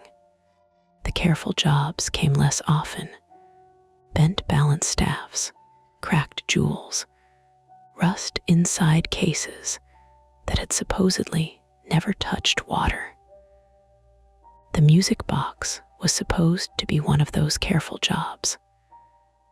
I had bought it that morning from an estate sale on the east side, mostly because the movement looked old enough to interest collectors and damaged enough that nobody else wanted it. The sale had been held inside a narrow brick house on Hope Street, where the rooms smelled of dust, floor polish, and the lily someone had placed beside a framed photograph of the deceased owner. I hadn't known the man. According to a typed sheet taped near the front door, his name had been Arthur Bell, a retired civil engineer who died at 82. The box had been sitting beneath a card table between a stack of National Geographic magazines and a portable cassette recorder. $20. The woman running the sale had watched me turn it over in my hands. "Does it work?" ID asked. "It makes a sound," she said. That answer should have meant no. In estate sale language, makes a sound usually meant broken, but not broken quietly. The box itself was rectangular, about the size of a hardback dictionary, made of dark walnut with a faded strip of floral inlay around the lid. One brass hinge was pulling loose. The winding key underneath was bent slightly to the left. There was no manufacturer's mark that I could see, but through the grimy glass panel inside, I'd spotted a cylinder movement with comb teeth intact and only light oxidation.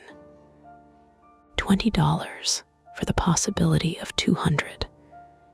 That was the everyday motive anyway. The less practical reason was that I had been avoiding an empty workbench. 3 months earlier, I'd made a mistake on a client's 19th century pocket watch. I'd applied too much pressure while removing a seized screw, and the screwdriver had slipped, gouging a bridge that could not be replaced without fabricating the part. The client had been furious. He had every right to be. Insurance covered the financial damage, but not the quiet change afterward, the way my hands seemed less trustworthy when I sat down to work. I had started hesitating over simple repairs, checking things twice, then 3 times, taking photographs before each step, even when I knew exactly where every screw belonged.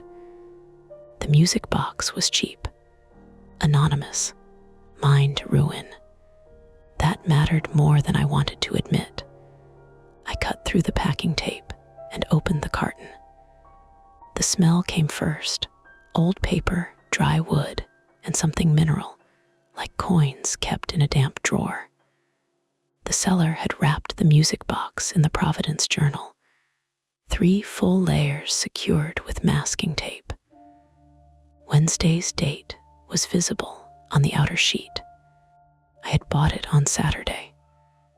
When I lifted it out, the winding key dragged against the cardboard and produced the same 3 notes. There, explanation confirmed. I set the box on a folded dish towel and turned on the lamp over the table. My apartment faced an alley, so even at 2 in the afternoon, the kitchen stayed dim unless I used artificial light. The lamp's yellow cone caught dust on the walnut lid and a crescent-shaped scratch beside the lock. The lock had no key. I ran my thumb across the lid's edge. It was sticky in places, probably old furniture wax. On the right side, near the hinge, someone had pressed a strip of clear tape over a hairline split in the wood. My phone buzzed against the counter. Mara Voss was 32, female, and my closest friend since a disastrous community college ceramics class 12 years earlier. She worked as an emergency room nurse at Rhode Island Hospital, rented a townhouse in Pawtucket with 2 other nurses, and dealt with discomfort by becoming aggressively practical. If you told Mara you thought someone was following you, she would ask whether you had photographed the license plate. If you told her your heart was broken, she would ask whether you had eaten. Her text read, "Did you buy the haunted lunchbox?" I sent her a picture. Not haunted, German or Swiss. Late 1800s, maybe. Piping dots appeared, so haunted but European. I smiled despite myself. Mara had driven me to the estate sale because my Honda was in the shop getting a new alternator, and she had mocked the box for the entire ride home. She didn't like antiques. She said they were just second-hand objects with better public relations. Another message arrived. You opening it without gloves. It's wood, not a trauma patient. Wood can have trauma. I put the phone face down. The lid resisted when I tried to lift it. Not locked, exactly. Swollen. I worked a plastic case knife into the seam, applying light pressure near the corners. The wood released with a soft, tacky pop. Inside, beneath the lid, was a painted scene of a lake bordered by dark mountains. Age had turned the varnish amber, and fine cracks spread across the sky. The glass cover over the movement was cloudy, but unbroken. A brass lever marked stop and play sat near the front edge. The cylinder had stopped between pins.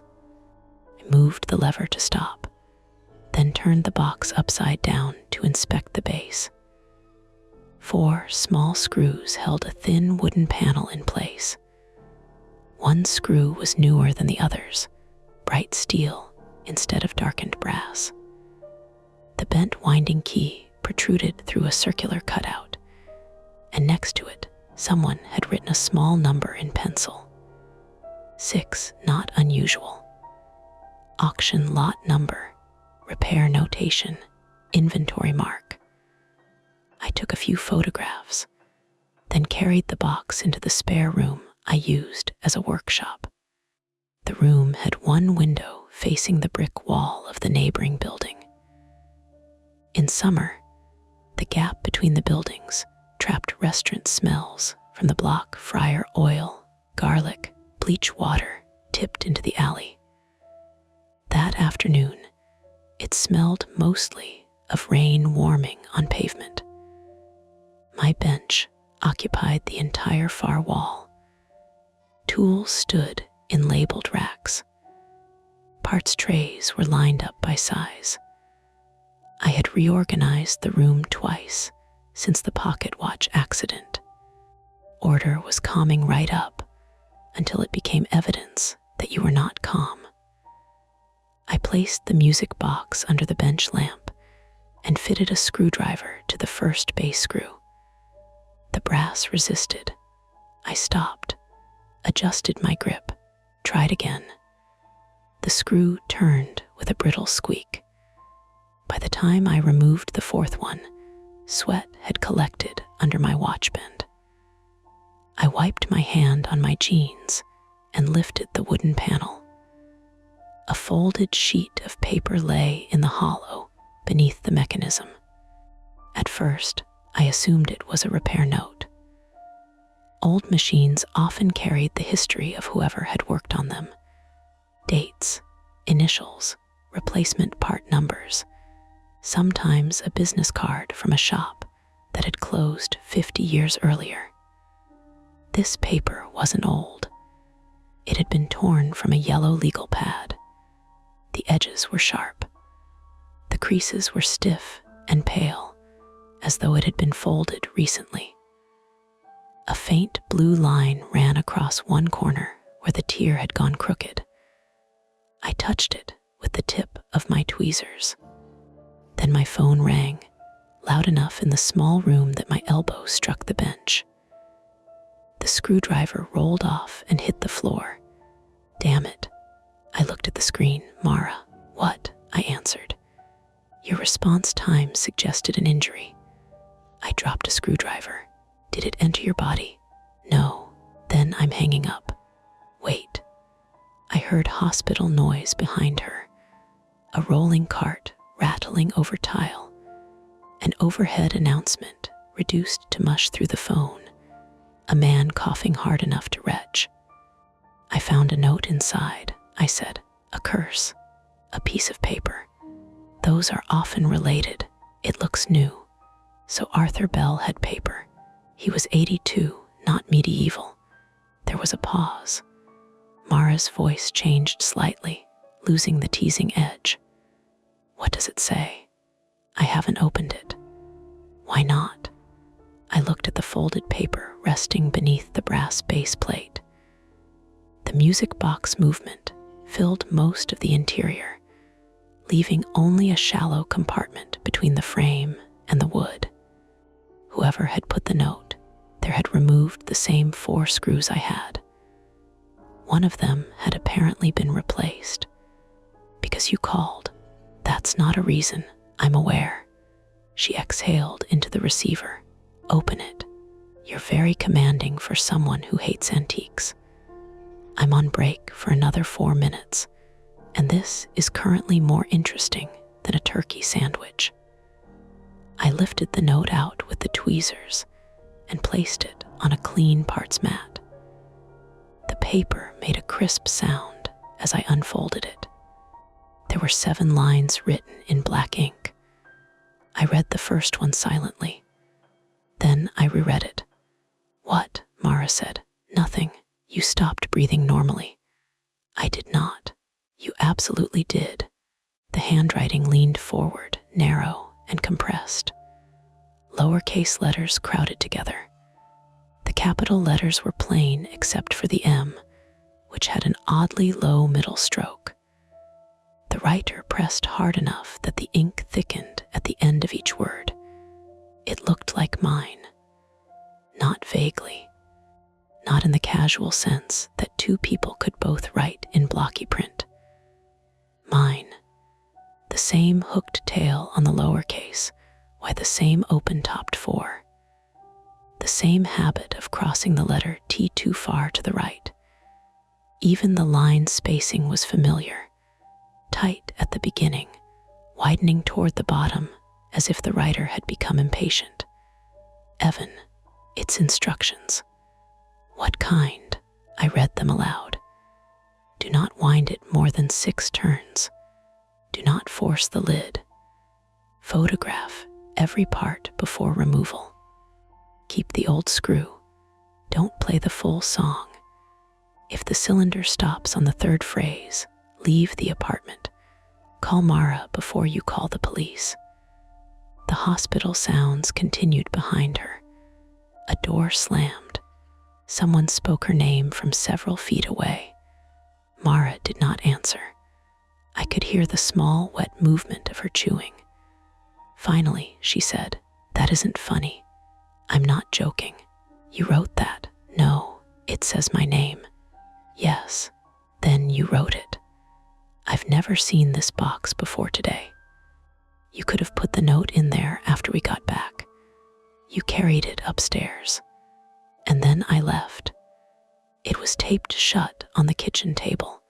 Evan, I didn't write it." The certainty in my own voice made the room feel smaller. Mara lowered hers. "Send me a picture." I took 3 photographs. One of the full note, one close enough to show the ink, and one with my hand beside it for scale. Before sending them, I opened the drawer beneath my bench and removed an old service form I had filled out the previous week. I placed the 2 sheets side by side. The similarities were immediate. So were the differences. On the service form, My handwriting slanted slightly left when I wrote quickly. The note slanted right. My lowercase e sometimes closed completely. Every E on the note stayed open. The writer had copied the visible habits, but not the rhythm underneath them. That was my first useful thought. Copied, not impossible. Someone could imitate handwriting from a sample. There were samples everywhere: repair invoices, mailing labels, forms at the shop. Mara had seen my handwriting. Clients had, my landlord, anyone who had received a note from me. But who would hide a forged instruction sheet inside an antique music box before placing it in a dead man's estate sale? My phone chimed as Mara received the images. For almost a minute, neither of us spoke. Then she said, "Okay. Okay, what? Okay, that's close. It isn't mine. I believe you think it isn't yours. That's a terrible sentence. It's a careful sentence." I leaned toward the note without touching it. Under the bench lamp, the black ink had a slight reddish sheen. Gel pen, maybe. The bottom of the paper carried a faint indentation unrelated to the writing, as though something had been written on the sheet above it while it was still attached to the pad. "I can compare the ink," I said. "With what?" "I have pens." "Of course you have pens." I could check whether the paper was sold recently. Mara gave a humorless laugh. "It's yellow legal paper. That narrows it down to every office in America." Someone called her name again, closer this time. "I have to go," she said. "Put the box somewhere secure. Don't touch anything else until I'm off. You told me to open it. I've revised my position. The note says to call you." "Yes, and now you have. Congratulations. The instructions are working." I looked at the exposed movement. The cylinder was larger than I had expected, mounted in a brass frame darkened around the screw holes. Beside it lay the replacement steel screw I had removed from the base. Its threads were coated in a pale gray paste. "Do you want me to call the estate company?" "Yes." "The police?" "Not yet. They'll ask what crime occurred." Someone put my name in a box. My name, my handwriting, imitation of your handwriting. I heard the distinction, deliberate and clinical. "What are you afraid I'll say?" I asked. Another pause. "That you don't remember writing it." I sat back. 3 months earlier, after damaging the pocket watch, I had stopped sleeping properly. Not insomnia exactly. I slept, but badly, in short sections.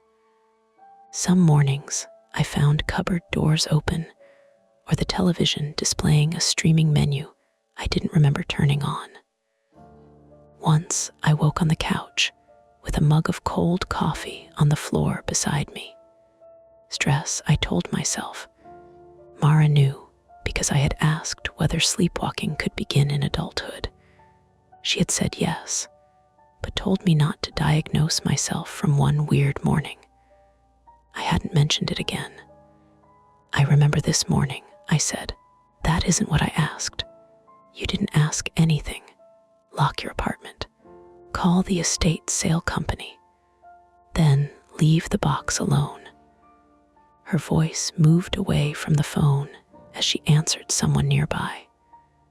A moment later, the call ended. I sat alone at the bench. Rain began tapping against the window in scattered, hard droplets.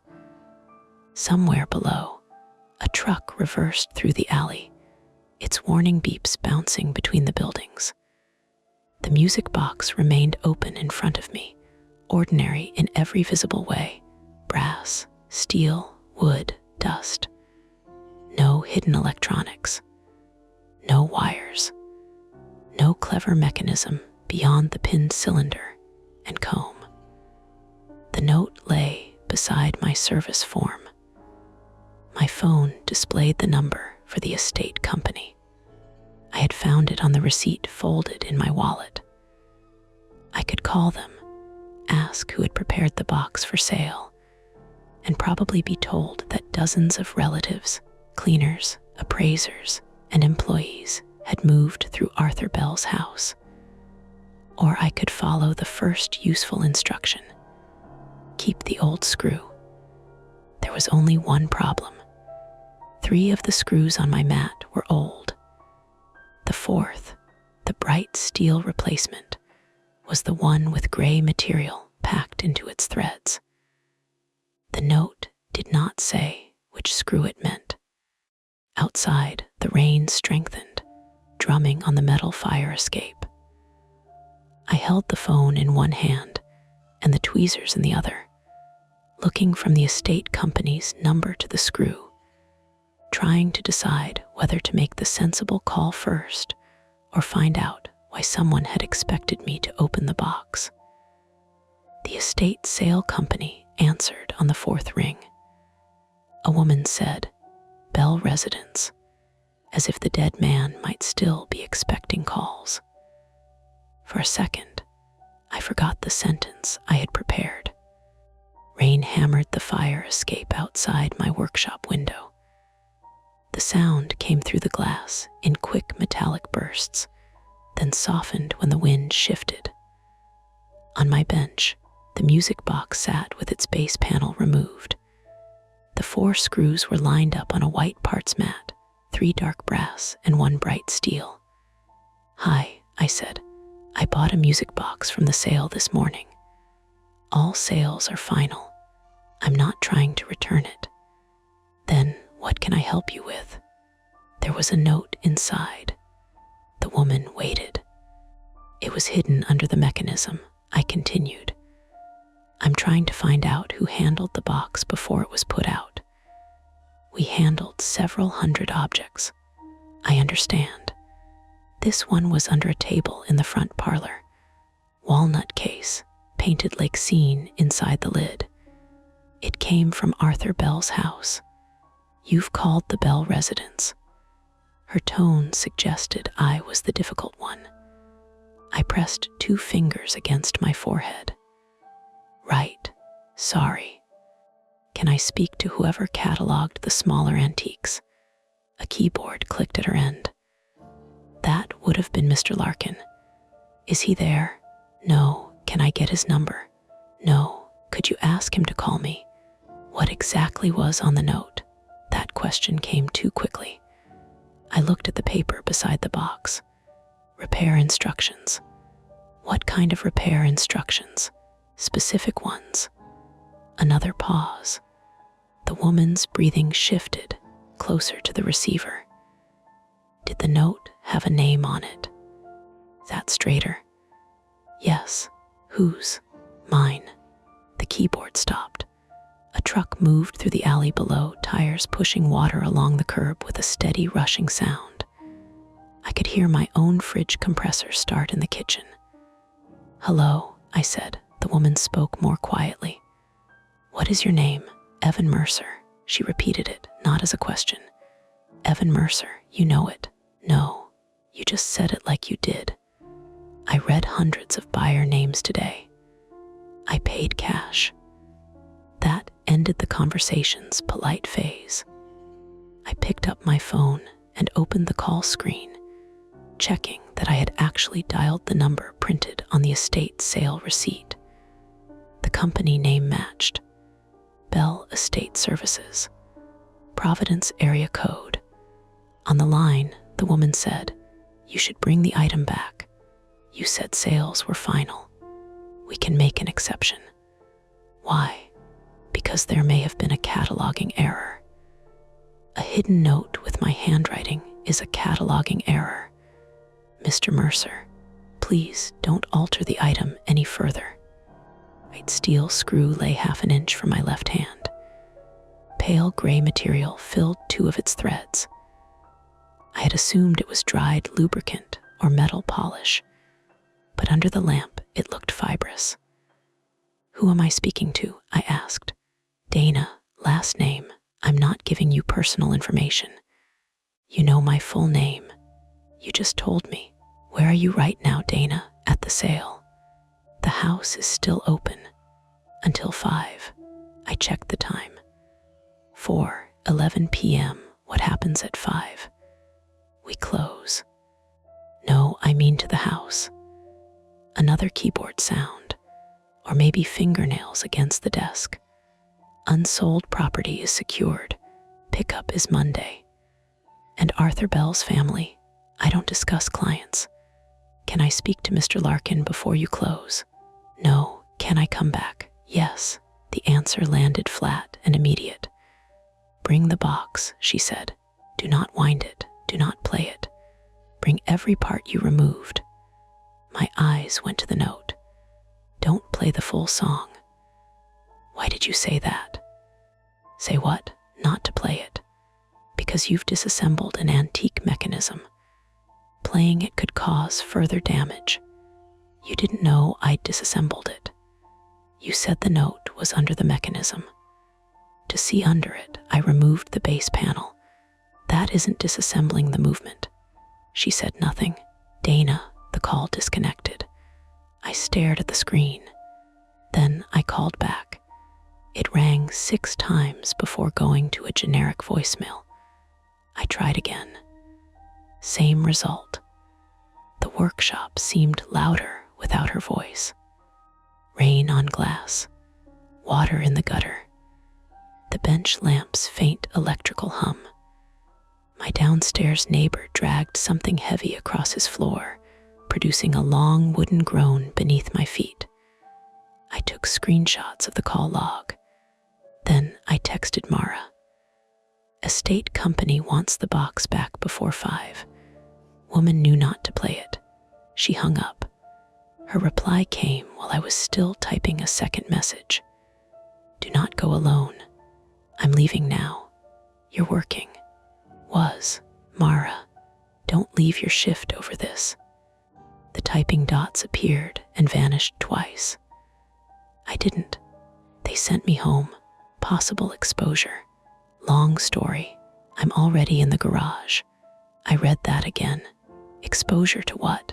Probably nothing. I'll tell you in the car. Pack the box.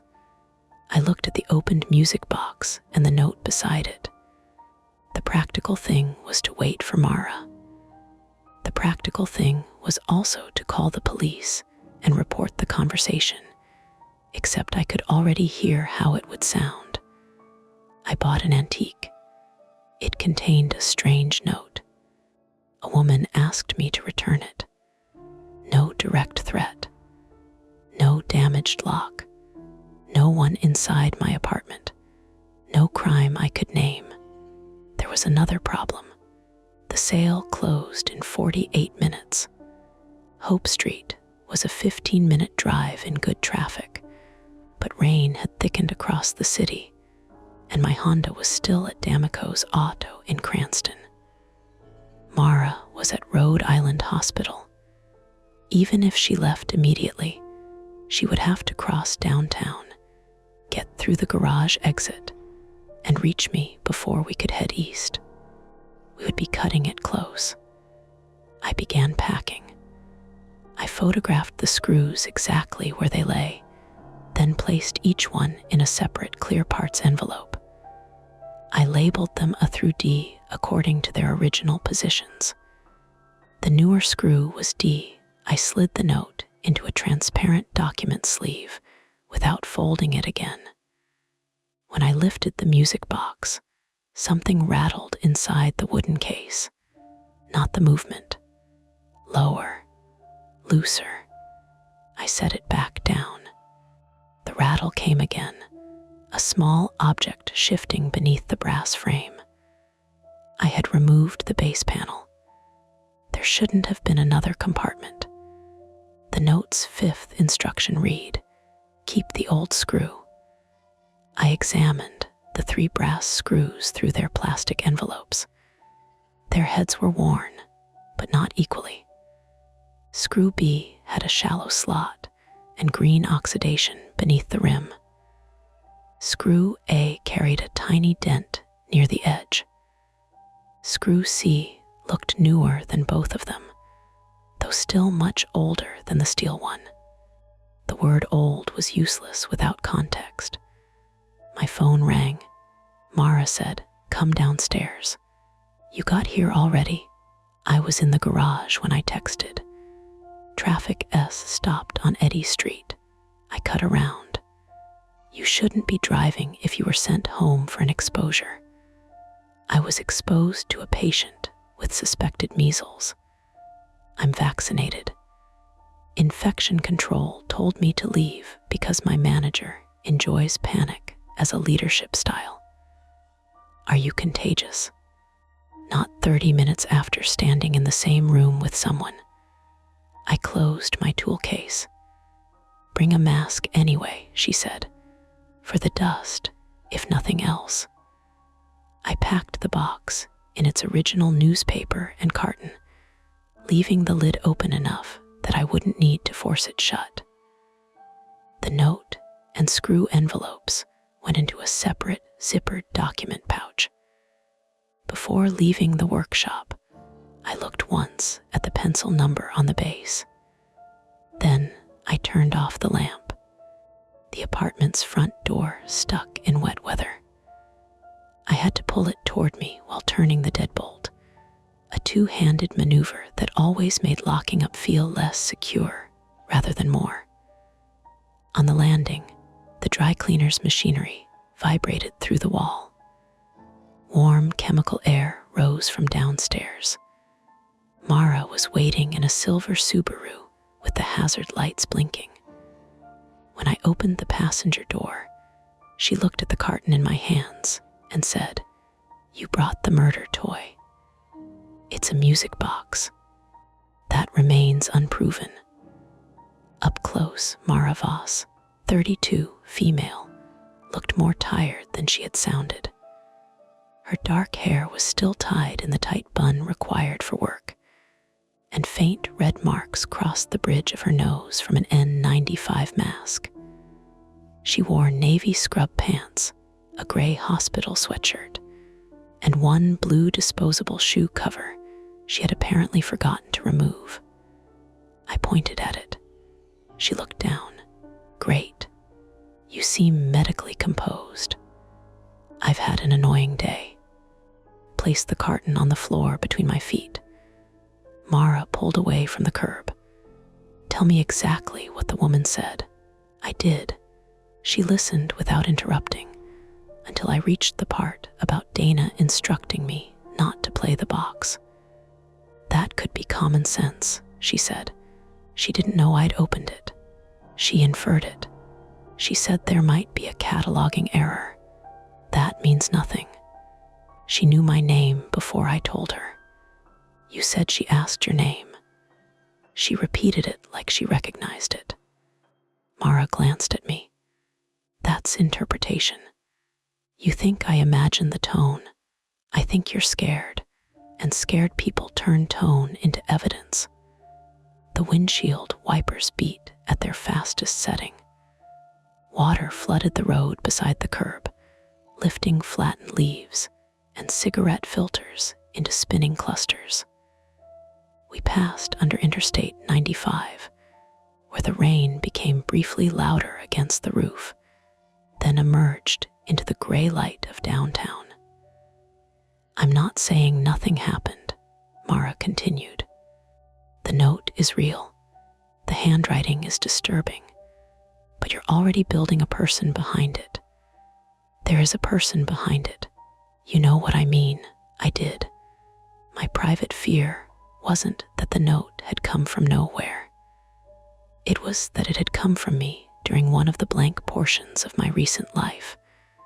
I watched the city smear across the passenger window. Storefronts, brake lights, people hunched beneath umbrellas that bent in the wind.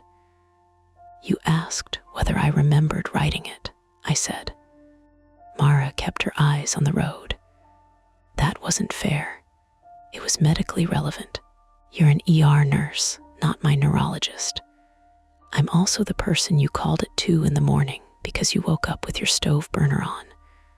I told you I probably bumped the knob. You have an electric stove.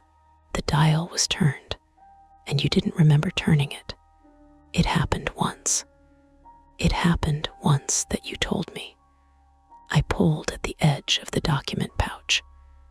You think I'm losing time. I think you've been sleeping badly, working alone, skipping meals, and pretending that none of it affects your brain. That isn't the same thing. No, it is. Her hands tightened on the steering wheel as a bus drifted into our lane without signaling. Mara braked, muttered something about the driver's ancestry, then continued. If the note is yours, she said, we deal with that. And if it is, then we deal with whoever put it there. The simplicity of the answer helped for about 3 seconds. Then the music box played a note inside the carton. A single high ping. Mara's head snapped toward it.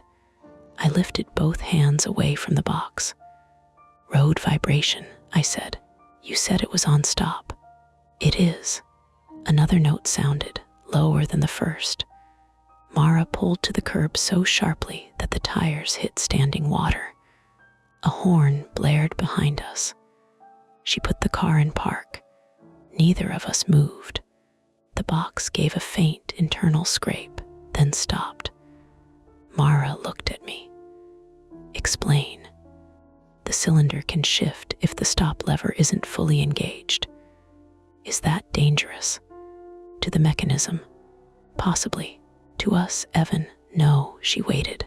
No, I repeated, it's mechanical. A car passed close enough to rock the Subaru. Mara reached for the carton. I caught her wrist. Don't. Her expression hardened. Why? The note says not to force the lid. I'm not forcing anything. It also says not to play the full song. We aren't playing it. You don't know that. Her eyes moved to my hand around her wrist. I let go. For a moment, the only sound inside the car was the wipers dragging across wet glass. Then Mara said, we should take it to the police. And tell them what? That the estate company behaved strangely. Your name was planted inside an object, and the object is operating after you set it to stop. It played 2 notes because we drove over potholes. You always do that. Do what? Reduce something until it can't scare you. It's called reasoning. No, reasoning includes the possibility that you're wrong. I almost told her to turn around. Instead, I checked the time. 4:42. We're 6 minutes away, I said, assuming Hope Street isn't flooded. We go to the house. We don't hand over the box until Dana tells us who put the note inside. And if she refuses, we leave. And if she isn't there, we photograph the place and leave. Mara gave me a sideways look. You've rehearsed this. I've been thinking. That's not always different. We drove on. The east side rose above downtown in steep streets slick with rain. Water ran along the gutters in brown streams. Old houses stood close behind stone walls and hedges, their windows glowing early beneath the storm-dark sky. When we reached the Bell House, the estate sale sign was gone. The front door was closed. The curtains in the parlor had been drawn. No cars were parked along the curb except a white utility van with no company name on its side. Mara stopped across the street. The dashboard clock read 4:49. You said they closed at 5, she said. They do. Looks closed. I called the number again. Inside the house, behind the drawn front curtain, a phone began ringing. We could hear it from the car. Not clearly, but enough. A muffled electronic trill repeating behind brick and glass. No one answered. The ringing stopped when the call transferred to voicemail. Mara looked at the white van. Its rear doors were shut, but the driver's window stood open an inch despite the rain. "Do you see anyone?" she asked. "No. What's the plan?" I looked at the carton between my feet. Something had changed in the packaging. The top newspaper sheet was pushed upward near one corner, as though the lid underneath had lifted. I peeled the paper back. The music box was open. I knew I had left the lid partially raised, no more than an inch, so the swollen wood wouldn't stick. Now it stood upright. The painted lake scene faced us. On the underside of the lid, near the lower corner of the painting, a dark oval of varnish had flaked away during the drive. Beneath it, scratched directly into the wood, were 3 small letters. EM, my initials. Mara saw them at the same time. "You didn't mention that," she said. "They weren't visible. Could the varnish have come off in the car?" "Yes." She leaned closer without touching the box. A light came on inside the Bell house, not in the front parlor. Upstairs, a narrow window above the porch turned yellow, and a person crossed behind the curtain. We saw only a broad shadow, there and gone.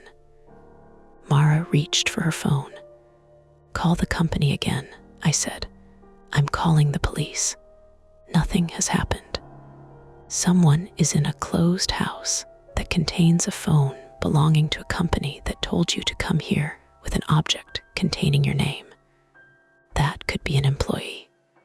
Then an officer can meet the employee." I looked toward the white van. Its rear door was now open. I hadn't seen anyone approach it.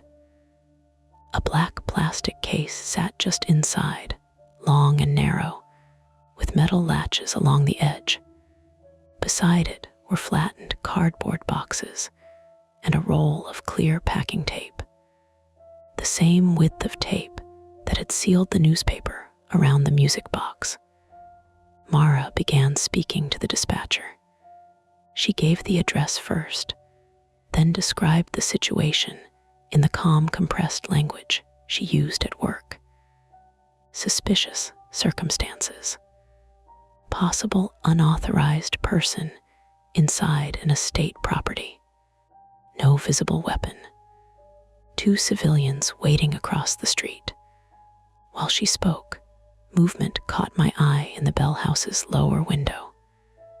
The front curtain shifted. A hand appeared between the fabric and the glass. It held a yellow legal pad. The hand pressed the pad flat against the window. Across the top sheet, written in thick black ink large enough to read from the street, were 4 words: EVAN, check your apartment. I opened my phone's security camera app. The loading circle spun.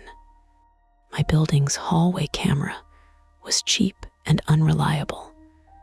A battery-powered unit mounted above my apartment door after a package theft the previous winter. It took several seconds to connect under good conditions. The image loaded in blocky gray squares. My landing was empty. The dry cleaner's light glowed below the stairwell. Then the camera refreshed.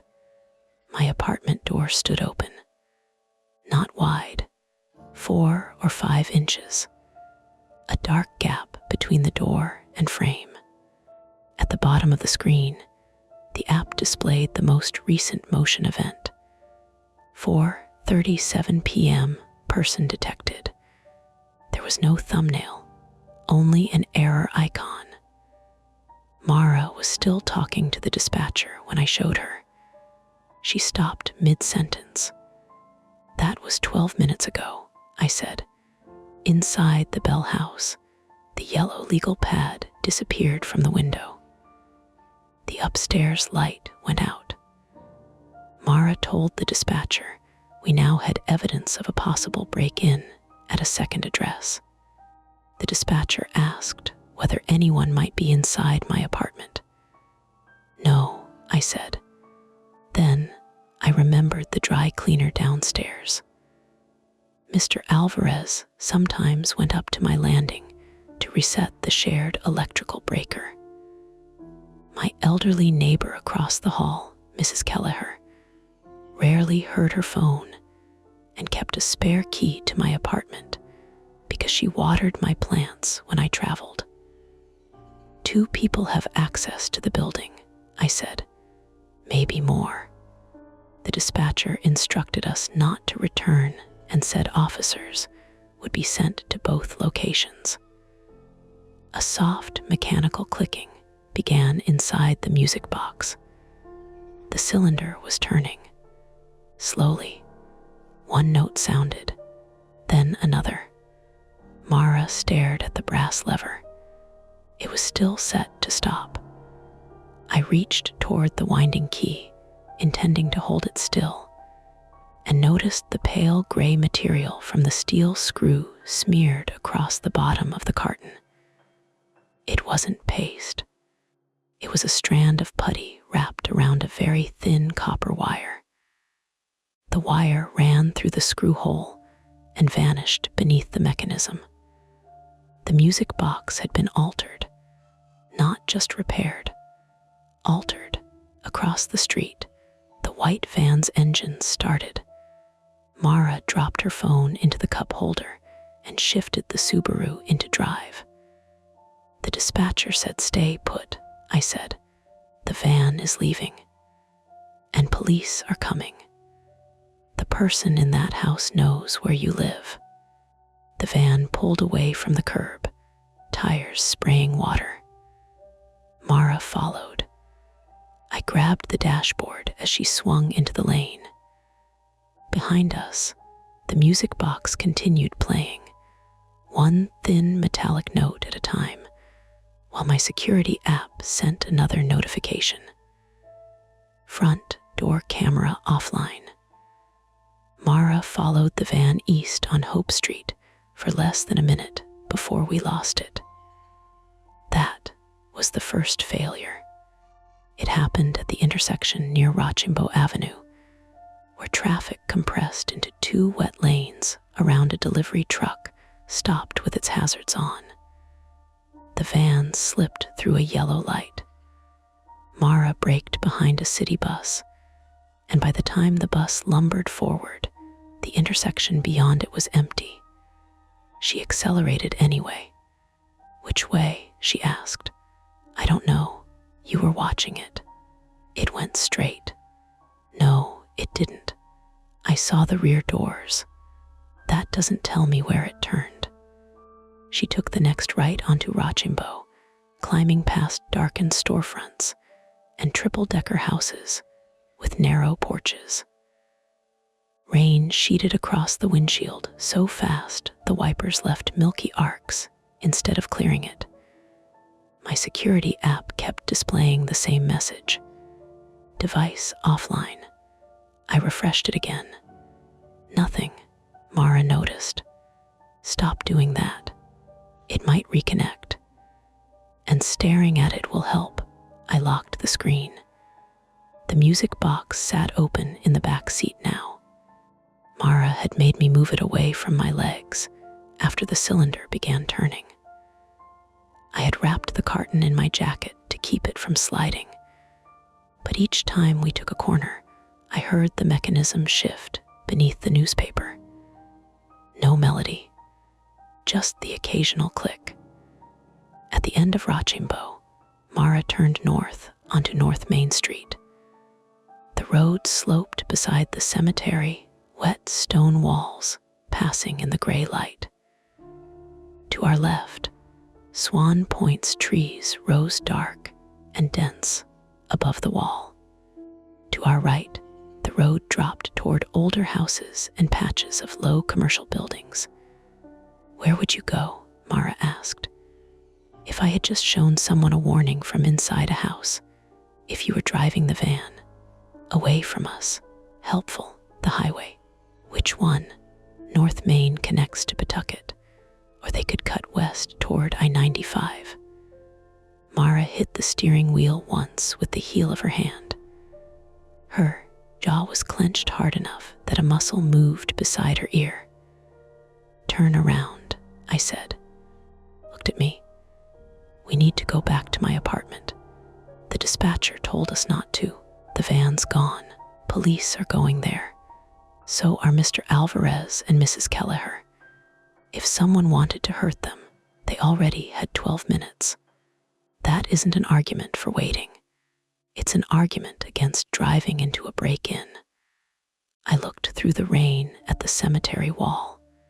She was right. I hated her for being right.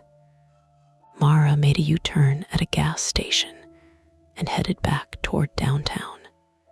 The time was 5:02.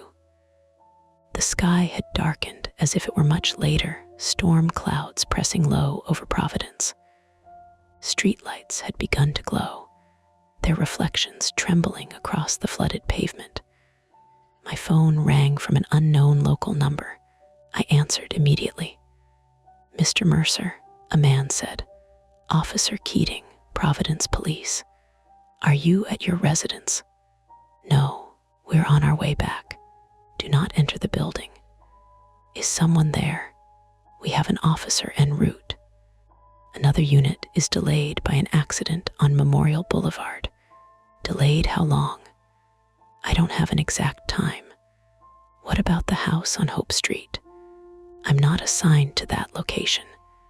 We saw someone inside. That's been passed along." "My apartment door was open. I understand." "No, you don't. Someone got into my apartment while I was being told to bring an antique across town." Mara glanced at me, then back at the road. Officer Keating's voice stayed flat. "Do you have any reason to believe the person is armed?" "No. Any threats made against you?" "Not directly." "Do you know who entered?" "No." "Then stay outside and wait for officers." The call ended with him asking what vehicle we were in and where we would park. I gave him Mara's plate number. As we crossed the bridge toward downtown, my phone buzzed with a voicemail notification. Not a missed call, a voicemail deposited directly into the inbox. The sender field was blank. Mara heard the alert. "What?" "Voicemail. From who?" "It doesn't say." I put it on speaker. For the first 5 seconds, there was only a low mechanical hum. Then came a series of bright metal notes. The music box melody, not the scattered pings we had heard in the car. A clean recording, played at a steady pace. The tune was simple and unfamiliar. 4 descending notes. A pause, 3 quicker notes rising.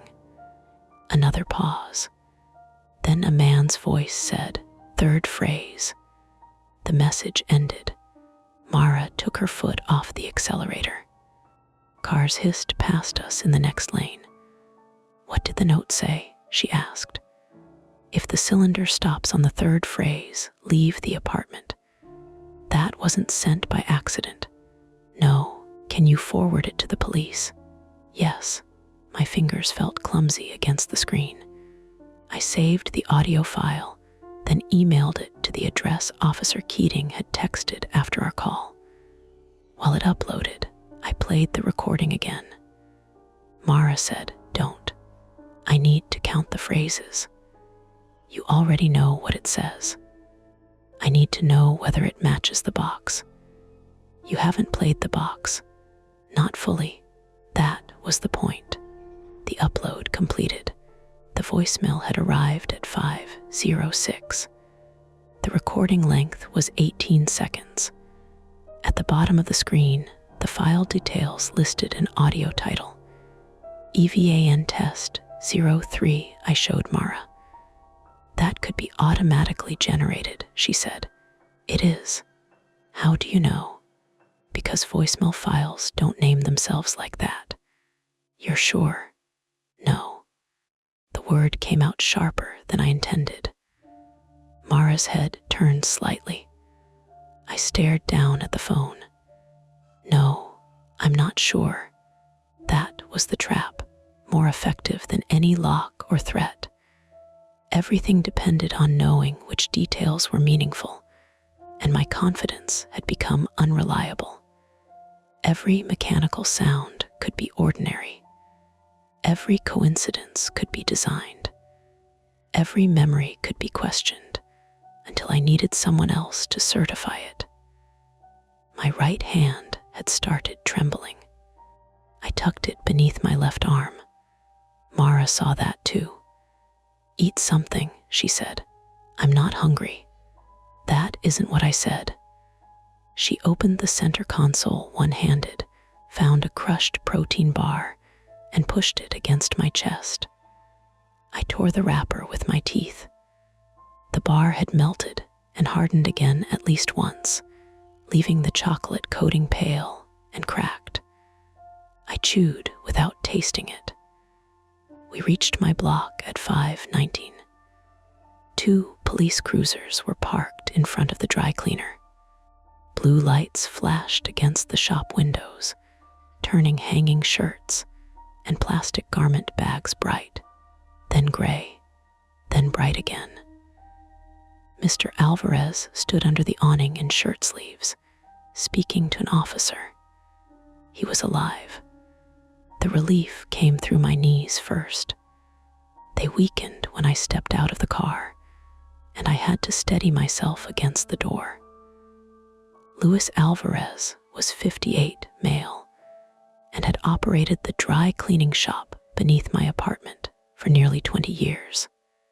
He was short, square through the shoulders, and usually moved with the brisk irritation of someone who believed everyone else had been placed in his path by poor planning.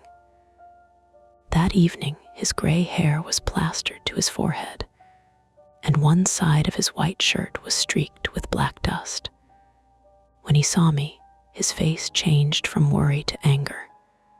"You left the front door open," he said. "I locked it." "No, open. Did you go upstairs?" "Yes, because water came through my ceiling." "What water?" He pointed through the shop. A steady drip fell from a fluorescent light fixture near the back counter into a blue mop bucket. Each drop struck the plastic bottom with a hollow tap. The officer beside him raised a hand.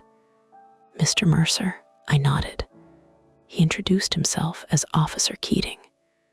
He was younger than his voice had made him sound, maybe late 20s, rain darkening the shoulders of his uniform. "Your building has been cleared," he said. "No one located inside. My neighbor, Mrs. Kelleher, is with a family member. Her apartment was locked. My door forced. The front of the building smelled of wet wool, steam, and the sharp chemical sweetness from the dry cleaning machines. Mara came in behind me carrying the document pouch. We had left the music box locked in her Subaru after telling Officer Keating about the wire. He led us upstairs. The door to my apartment stood open. A thin splinter had broken from the frame near the deadbolt. The lock itself remained extended, which meant I had locked it correctly. Someone had forced the door inward. The living room looked almost normal. That made it worse. Nothing had been overturned. The television remained against the wall. My laptop sat closed on the coffee table. Drawers appeared shut. The only obvious disturbance was a line of muddy shoe prints across the floor leading toward the kitchen. Water ran from beneath the sink cabinet. Officer Keating stopped me before I entered. "We have maintenance shutting off the line." "I don't have building maintenance. Fire department is accessing the basement valve." "What happened?" "Supply hose under the sink was cut." The second attempt to solve the problem failed before we even began. We had returned to protect the apartment, but the damage had already been arranged to force us out of it. Water had spread beneath the cabinets and across the kitchen floor, soaked through the baseboards, and begun dripping into the dry cleaner below. The apartment was no longer secure, and it would not be habitable until the line was repaired and the floor dried. The cut was clean, not a burst fitting, not storm damage. Someone had used a blade. Was anything taken? Keating asked. I don't know. Check visually. Don't touch surfaces unnecessarily. I moved through the rooms with him behind me. Wallet, passport, laptop, camera equipment, and watches were still there. The workshop door stood open, though I remembered closing it. Inside, every drawer beneath my bench had been pulled out exactly 3 inches. Not dumped, not searched carelessly. 3 inches each, creating a stepped pattern down both sides of the bench. The service form I had used for the handwriting comparison was gone. So was the legal pad I kept in the bottom drawer for repair notes. Anything valuable missing? Keating asked. Paper. He waited. A service form with my handwriting on it, and a yellow legal pad. Mara came to the doorway. The note was yellow legal paper. I know. Officer Keating wrote something in a small notebook. On the bench, my parts trays remained aligned. My tools had not been touched. A dark streak marked the lamp switch. Grease, maybe. I leaned closer. Don't touch it, Mara said. I'm not. The streak had the shape of a thumbprint, broad at the base and tapered near the edge. Embedded in it were tiny pale fibers like those packed around the steel screw. Gray putty. I pointed it out to Keating. He called for the evidence technician from the other cruiser. While they photographed the workshop, Mara and I checked the rest of the apartment. In the bedroom, the mattress had been lifted at one corner. The closet door stood open. Nothing seemed missing. Then, the bathroom exhaust fan came on by itself. The sudden grinding whir made Mara jump hard enough to strike her shoulder against the doorframe. She swore and grabbed my arm. For half a second, the sound felt deliberate. A machine activated somewhere inside the walls. Proof that the person who entered still had control of the apartment. Then the bathroom light flickered. The fan slowed. From downstairs came a heavy clunk, followed by the faint shout of a firefighter. The power had been restored after the water shut off. The fan switch had been left on. An ordinary explanation. Mara released my arm, embarrassed and angry. I'm fine, she said before I asked. A red mark was already forming above her shoulder. Officer Keating appeared behind us. We found a device under the workbench. My exhaustion vanished so abruptly, it felt chemical. What kind of device? He held us back, while the evidence technician entered the workshop wearing gloves. The object had been taped beneath the rear edge of the bench, near the wall where I would never have seen it without kneeling. It was smaller than a deck of cards, black plastic, with a short wire antenna. A tracker, I thought, or a microphone. The technician removed it carefully and placed it inside a clear evidence bag. It's a commercial wireless audio transmitter, she said. Cheap one. Battery powered.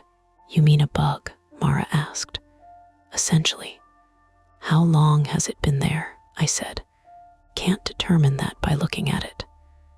The technician turned the device over inside the bag. A strip of masking tape covered the battery compartment. Written across the tape in black ink was a single number. 6, the same number as the pencil mark on the music box. Officer Keating's skepticism changed then, not dramatically. He did not suddenly treat us like witnesses in a thriller. But he stopped asking whether I might have misplaced the paper and began asking who had access to my apartment, my workplace, and samples of my handwriting. I gave him names. Mara gave him the estate company's number. He called it from his own phone. Voicemail. He asked dispatch to verify Bell Estate Services. No Rhode Island business registration appeared under that exact name. The number on my receipt was prepaid. The address printed beneath the company logo belonged to a mailbox rental store in Warwick. The estate sale had been real.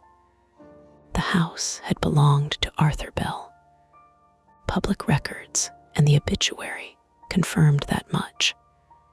But the company running it might not exist outside the sign, the receipt, and the temporary phone number. Could the family have hired people informally? Mara asked. Possible, Keating said. Can you contact them? Detectives can. When? He looked at the water spreading under my kitchen floor and the evidence bag in his hand. Tonight, if someone is available. Otherwise tomorrow. Someone entered his home tonight, and patrol responded. They planted a transmitter. We're documenting it. Mara's patience finally broke. Documenting it doesn't stop them. Keating's face tightened. Following an unknown van through the city doesn't stop them either. It gives us 2 more people to search for. Neither of us answered. My phone rang. Mrs. Kelleher's name appeared on the screen. I answered in front of them. Evan, her voice was thin and breathless. There's a man here asking about you. Where are you? My niece's house. Where is that? Mara was already taking out her phone. Mrs. Kelleher gave an address in East Providence, across the Seekonk River. What man? I asked. He says you sent him. I didn't.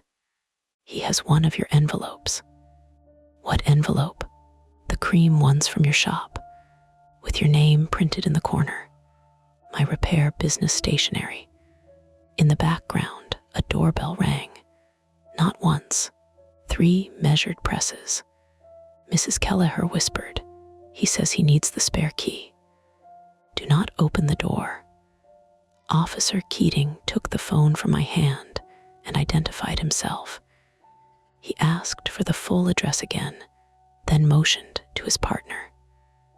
The partner headed downstairs at a run. Keating told Mrs. Kelleher to move away from the front of the house and lock herself in a back room with her niece. He stayed on the line while dispatch sent East Providence police.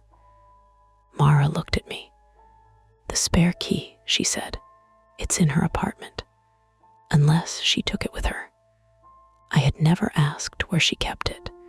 My phone buzzed in Keating's hand with a new email. The sender address was a random string of letters and numbers. The subject line read, "You missed the 3rd phrase attached was a photograph." Officer Keating opened it. The image showed the inside of Mara's Subaru, taken through the rain-streaked passenger window. The music box sat open in the back seat. Beneath the photograph was one sentence. 6 turns were always enough. We ran downstairs. The Subaru was still parked at the curb, doors locked, windows intact. The back seat was empty. The carton remained there. My jacket remained there. The music box was gone. Mara unlocked the car and yanked open the rear door. A sour chemical smell drifted out, similar to hot plastic. On the seat where the music box had been, someone had placed the missing yellow legal pad from my workshop. The top page contained a fresh message in copied handwriting. MARAS car will burn at 6:00. The dashboard clock read 5:56. Officer Keating pulled us back from the vehicle and shouted for everyone to clear the sidewalk. His partner was already gone. The second cruiser had left for Mrs. Kelleher's location. The evidence technician called the fire department and bomb squad, but the rain, downtown traffic, and multiple storm-related calls meant no one could give an immediate arrival time. Mara stared through the open rear door. "My work bag is in the trunk." "Leave it," Keating said. "My hospital badge, my keys. Leave it." A faint ticking came from inside the Subaru. Fast, regular. Mara stepped backward. Keating drew his weapon, not because a gun would help, but because training had put his hand there. The ticking continued beneath the rear seat. I could hear it over the rain. Click, click, click, click. Then I recognized the rhythm. "Hazard relay," I said. Mara looked at the dashboard. Her hazard lights were blinking. The ticking had been there the whole time. Misdirection. Nothing more.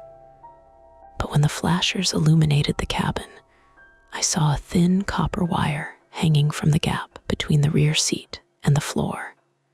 The same kind of wire used inside the music box. It ran forward under the carpet, not toward the fuel tank, toward the center console. A small black box had been wedged beneath Mara's driver's seat. The dashboard clock changed to 5:57. "We can disconnect the battery," I said. Keating blocked me. "No, it could be a timer, but it might need the car's electrical system. Or touching it could activate something.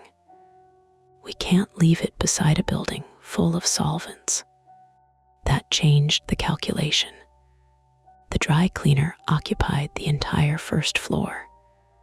Racks of clothing, cleaning chemicals, compressed steam lines.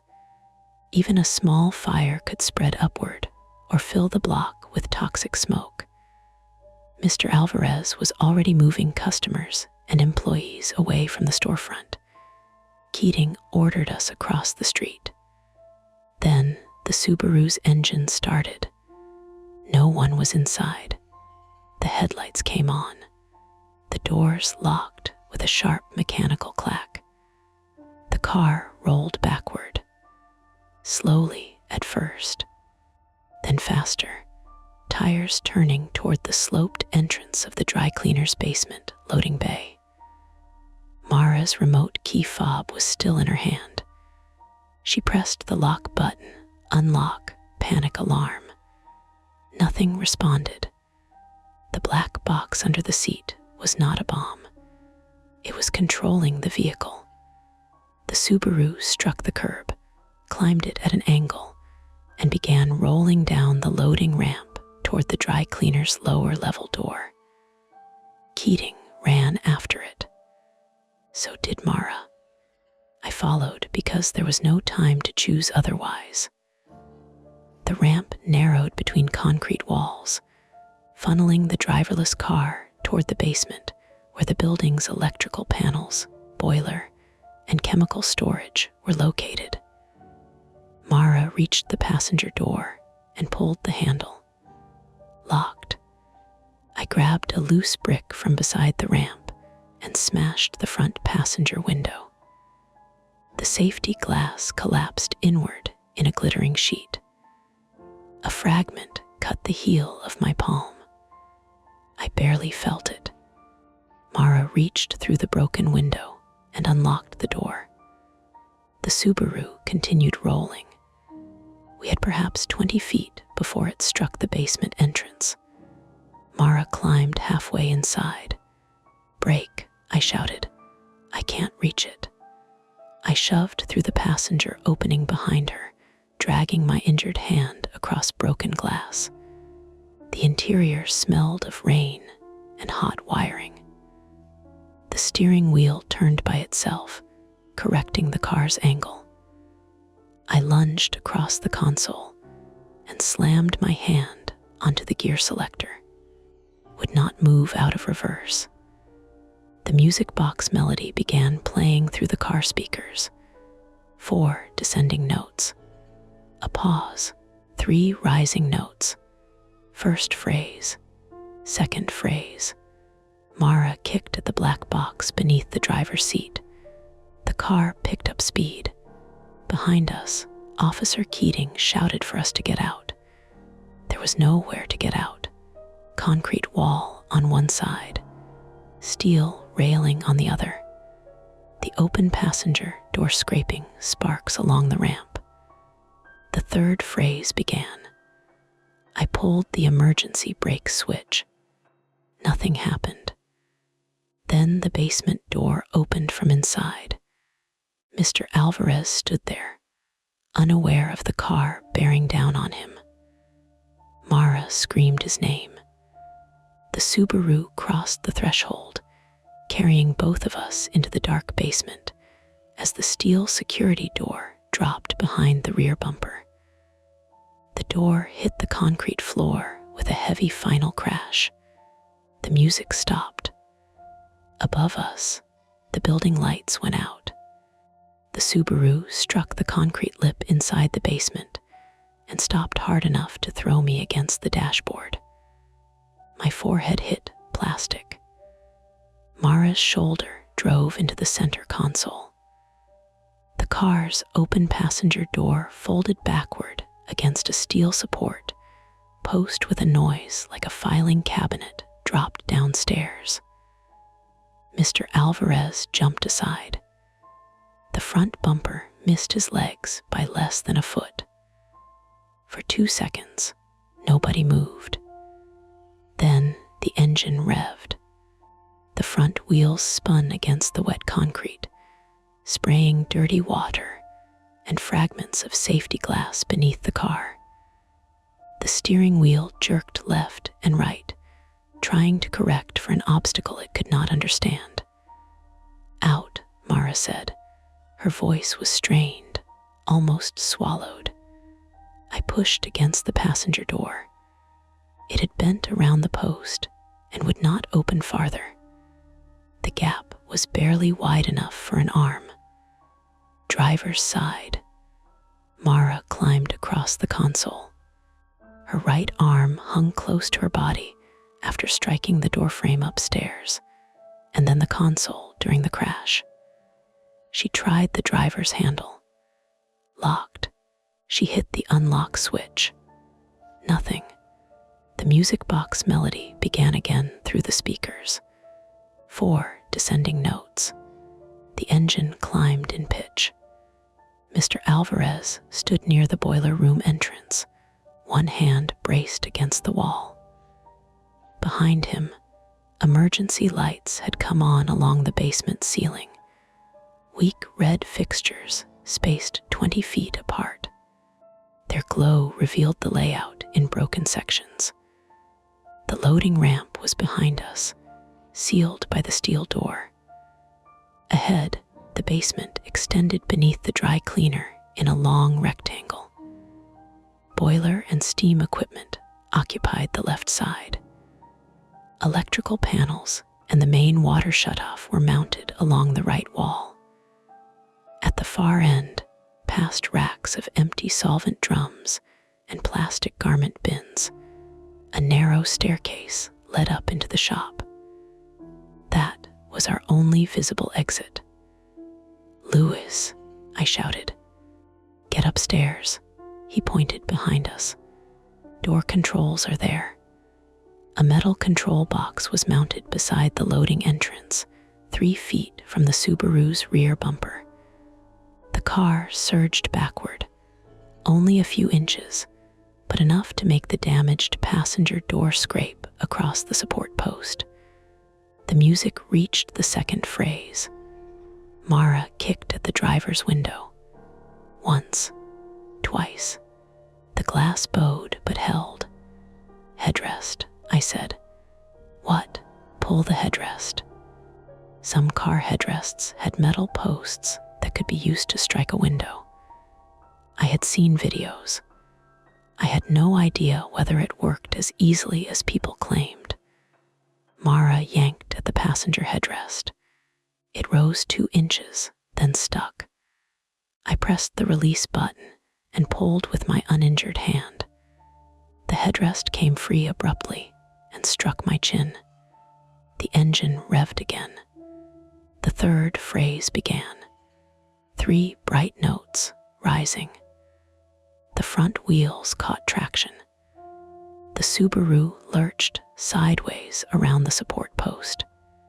Mr. Alvarez shouted. I drove one metal post of the headrest into the corner of the driver's window. Nothing again. A white star appeared in the glass. Mara grabbed the headrest from me and struck the same spot. The window collapsed outward. She shoved her arm through the opening, reached for the exterior handle, and pulled. The driver's door opened 6 inches before hitting a concrete bollard. Not enough. Seat back, she said. She hit the power control. Nothing happened. Manual override controls were buried beneath the side panel. We did not have time to find them. The Subaru rolled forward again, turning toward the solvent storage area. Mr. Alvarez moved along the wall, trying to reach the loading door controls. The steering wheel spun by itself and aimed the car directly at him. Louis, move. He ducked behind the support post as the Subaru accelerated. The right front corner struck the post. Metal buckled. The airbag exploded. A white bag punched out of the steering wheel into Mara's chest and face. The passenger airbag deployed a fraction later, catching me across the left side of my head. The sound filled the basement. A flat, violent crack, then powder. My ears stopped working correctly. Everything became muffled and far away. The cabin filled with burnt propellant and pale dust that coated my tongue. Mara slumped against the driver's seat. Mara. She did not answer. I grabbed her sweatshirt at the shoulder and pulled. Her eyes opened. She sucked in a broken breath and immediately coughed. My wrist, she said. The airbag had trapped her right arm against the console. Her wrist bent at an angle that was not dramatic enough to be obviously broken, but wrong enough that she would not move it. The engine continued running. The dashboard lights flickered. Through the damaged console, I saw a small blue light blinking beneath Mara's seat. The black control box. Its casing had cracked during the impact. Inside were wires, a circuit board, and a mobile phone module with a printed antenna. Not some impossible remote driving system. A crude interface spliced into the car's electronics, likely exploiting aftermarket components and the electronic gear selector. The steering corrections were limited and ugly because the system itself was limited.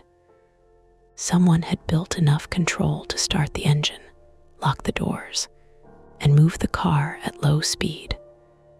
Enough was enough. I reached beneath the seat. Mara caught my sleeve with her left hand. The note said it would burn. It also said 6 turns were enough. That doesn't mean anything. It means the device is the threat, not the car. You don't know that. No, I looked at her.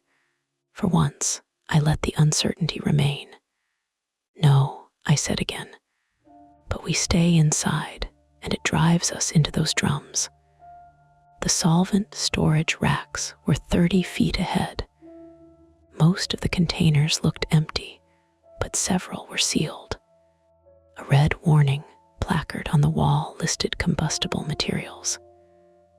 The dry cleaner used modern solvents, not the old, highly flammable kind people associated with the industry. But the basement also contained detergents, spotting agents, pressurized containers, boiler fuel, plastic wrapping, and electrical equipment. A vehicle fire down there would not need movie logic to kill us. Mara released my sleeve. I slid down into the passenger footwell. Broken glass pressed through my jeans. My injured palm left a dark smear across the carpet. The cut had opened wider when I smashed the window, and blood now ran along my wrist into my sleeve. The black box was fixed beneath the driver's seat with 2 metal brackets and a band of gray putty. The same putty from the music box screw. A copper wire ran from the box forward beneath the console. Another ran to the rear, probably toward the battery or an auxiliary relay. I found a red wire, then 3 more red wires. Of course, the melody played again, not through the car speakers this time, from beneath the seat. The black box contained its own audio unit, 4 descending notes. A pause. Mara leaned down beside me, breathing shallowly. What do you see? Bad decisions. Specific. A controller, cellular, maybe tied into the ignition and locks. Can you disable it? I repair watches. You're very committed to saying that during emergencies. The second phrase began. I tried to pull the main connector free. It would not move. The connector had been sealed into the socket with gray putty. Whoever installed it expected someone to find it and try exactly what I was trying. The music reached the third phrase. The blue light became solid. A relay clicked beneath the dashboard. From the rear of the Subaru came a hard electrical pop. Then smoke curled up behind the back seat. Not much. A narrow gray ribbon, but it was real. Mara, she saw it. Out now. We forced ourselves through the broken driver's window one at a time. Mara went first, leading with her left arm while I pushed from below. She cried out when her right wrist struck the window frame. Her legs caught on the seat, and for several seconds she hung halfway outside, boots kicking against the door.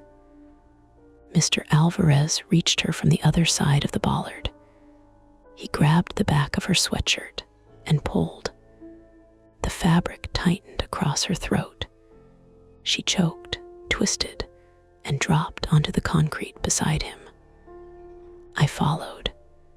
My jacket snagged on the exposed glass teeth around the frame. I pulled harder and tore the sleeve from shoulder to elbow. A shard cut the back of my upper arm. Then I was outside. The smoke behind the rear seat thickened. Stairs, Mr. Alvarez said. The 3 of us moved toward the far end of the basement. Mara could walk, but each step looked negotiated. She held her wrist against her stomach and kept coughing from airbag dust. Mr. Alvarez limped. Car had not struck him, but when he jumped aside, he had twisted his knee or ankle. I was losing blood faster than I wanted to admit. Drops marked the concrete behind me. We passed the boiler, past the electrical panels. Halfway to the stairs, the emergency lights went out. Darkness settled in complete layers. The boiler continued running, a deep contained roar. Steam pipes ticked overhead. Somewhere behind us, the Subaru's hazard relay clicked steadily. Mara's phone flashlight came on. She held it in her left hand, beam shaking across the floor. The basement smelled of hot rubber now. Why did the lights go? She asked. Mr. Alvarez pointed toward the electrical panels behind us. Emergency circuit is there. The car had struck the support post near the conduit, or the controller had triggered something. It did not matter. We reached the stairs. The fire door at the top did not open. Mr. Alvarez pushed the crash bar. Nothing. He tried again. It locks when alarm is set, he said. From inside, Mara asked. It should not. Great system. He looked up at the dark frame. Power failure. Magnetic release may be stuck. The door had a mechanical latch and an electronic access unit. During a normal outage, it should have failed safe. But buildings were full of equipment that behaved perfectly during inspection and differently during smoke, water impact, or bad maintenance. Mr. Alvarez leaned into it with his shoulder. The door held. Behind us, something cracked inside the Subaru. A small flame appeared through the broken rear window. Orange, low, then gone, then back. It licked at the upholstery behind the rear seat. We need the loading door, I said. The controls are next to the car, Mara replied. There's a manual chain. Mr. Alvarez looked at me. Yes. Where? Above the motor. Which is where? He pointed through the darkness toward the loading ramp. Back past the burning car. Mara shook her head. No. It's the only exit. This door can be forced. With what? We looked around. Plastic bins, garment racks. A fire extinguisher mounted beside the stairs. Mr. Alvarez grabbed it. For a second, I thought he meant to put out the car. Instead, he swung the cylinder into the door's push bar. The first strike dented the metal. The second made the latch jump. The third slipped and hit the wall. He nearly fell. Mara took the extinguisher with her good hand and tried to swing it. The weight pulled her injured wrist reflexively. She dropped it and bent forward, making a noise through clenched teeth. I picked it up. My cut palm would not close properly around the handle. I struck the bar once. Pain shot through my hand to my elbow. The latch moved, but did not release. Smoke began spreading along the ceiling behind us, a dark layer visible in Mara's flashlight beam. The car alarm activated. A repeating horn blast filled the basement. Not sinister, not coded, just loud enough to destroy thought. Mr. Alvarez shouted something I could not hear. I hit the door again. Again. The bar bent inward. The latch still held. A sprinkler head above the Subaru activated with a hiss. Water sprayed down over the rear of the car. For one breath, I thought it had solved the problem. Then, a second flame appeared beneath the front passenger seat. Electrical, shielded from the sprinkler by the floor pan and interior. The water struck the burning upholstery and filled the air with steam and a bitter chemical smell. Mr. Alvarez grabbed my shoulder. Manual chain, he shouted near my ear. We go now. Mara looked from him to the door. She knew. The stairs were a dead end. We turned back. The basement was longer now. That was how it felt. The weak phone beam reached only a few yards. Beyond it, the car horn flashed sound through smoke and darkness. Fire under the passenger seat cast an uneven orange glow across the concrete.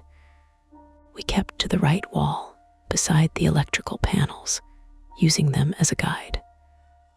Mara stumbled over a hose and fell to one knee. I caught her under the left arm. My palm tore open farther. For a second, black spots floated in my vision. Evan, she said, I'm fine, you're dripping. So is the ceiling. Not funny. It was. Mr. Alvarez reached the electrical panel and stopped. One cabinet stood open. Inside, taped to the main breaker, was the music box. The walnut case had been wedged between conduits, lid raised, painted like facing outward. Copper wires ran from its mechanism into the building's electrical controls. The cylinder turned. Slowly, the melody fought with the horn and sprinkler hiss. On the inside of the panel door, written in black marker, were 6 words. "You always open what you should leave closed." My handwriting, copied from the stolen samples. The point was not technical. It was personal. Someone had built this around my need to inspect, to verify, to prove that uncertainty could be reduced if I took one more thing apart. The box was bait. Every instruction had pushed me deeper into it while pretending to protect me. Photograph every part. Keep the screw. Call Mara. Leave on the 3rd phrase. Rules designed to become meaningful only after I obeyed them. Mara saw my face. "Don't touch it. The wires connect to the door motor." Then we cut power. "The main breaker is behind the box. So move the box. That's touching it." Her laugh came out breathless and furious. "You chose now to respect instructions." The music reached the 2nd phrase. I looked at the wiring. The copper strands from the box did not carry heavy current. They went to relay contacts mounted beside the breaker. The box was acting as a timing trigger, using the cylinder rotation to close circuits mechanically. Old mechanism controlling new electronics. That was why the song mattered. That was why the phrases mattered. Pins on the cylinder had been modified to press tiny switches at specific points in the melody. The 3rd phrase was not a warning. It was a command. "Extinguisher," I said. Mr. Alvarez handed it to me. I pulled the safety pin with my teeth. "What are you doing?" Mara asked. "Stopping the cylinder without touching the wiring." I discharged the extinguisher into the open electrical cabinet. White chemical powder blasted across the music box, mechanism, relays, and breaker. The cylinder disappeared beneath a cloud. The melody slowed. A note stretched, metallic and wrong, then stopped. The car horn cut off. The loading door motor engaged. Behind us, chains rattled. The steel door began rising. For half a second, relief loosened my whole body. Then the electrical panel flashed. A blue-white arc jumped across the damp, powder-coated contacts. The blast threw me backward. I hit the floor. My ears filled with a high electronic tone. The flashlight spun away. In its rotating beam, I saw Mara on the ground and Mr. Alvarez pressed against the wall. The panel burned from inside. Small flames traced the wire insulation. The loading door stopped halfway open. Smoke poured toward the gap. Outside, rainwater rushed down the ramp into the basement. The opening was perhaps 3 feet high, enough to crawl through. Maybe. The Subaru's fuel line had not ignited. The car was not exploding. Fires were slower and worse. Plastic melted. Wiring burned. Smoke accumulated. Heat built until the air itself became difficult to use. Mara crawled to me. Her face was gray with extinguisher dust. "Can you move?" I tried. My left leg answered. My right did not at first. Then pain arrived at the hip where I had struck the floor. "Give me a second." "We don't have one." Mr. Alvarez reached us, limping harder.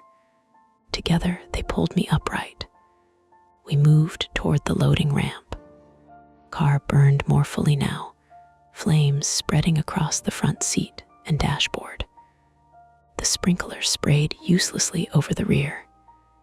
Heat struck the side of my face as we passed. The loading door hung low enough that we had to get onto our stomachs. Mr. Alvarez went first. He crawled beneath the steel edge and into the rain. Mara followed.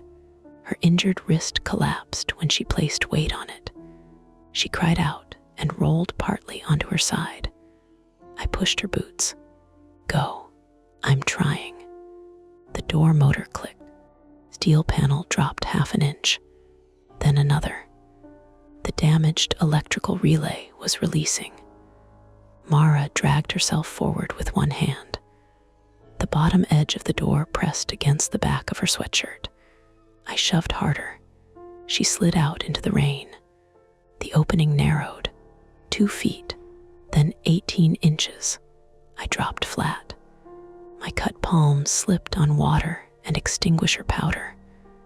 I pulled with my elbows, right hip grinding against concrete. The steel door touched my shoulder blades. Heavy, not crushing yet. I turned my head sideways and kept moving. My torn jacket caught on a bolt beneath the door. I stopped. Outside, Mara grabbed my wrists. Pain tore through my injured palm. Pull, I said. She did. The jacket held. The door lowered another inch. I could not move forward or backward. Heat rolled up the ramp behind me. I reached back with my free hand, found the torn sleeve, and pulled until the fabric cut into my throat. Nothing.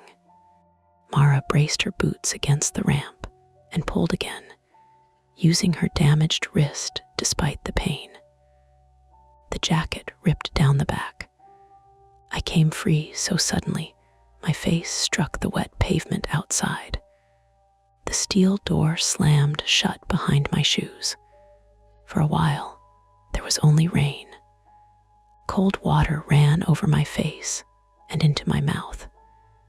Mara lay beside me, holding her wrist.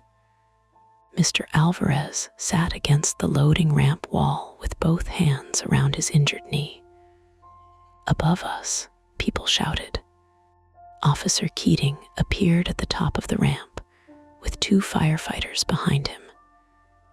They had arrived while we were trapped, but could not open the loading door from outside once the control circuit failed.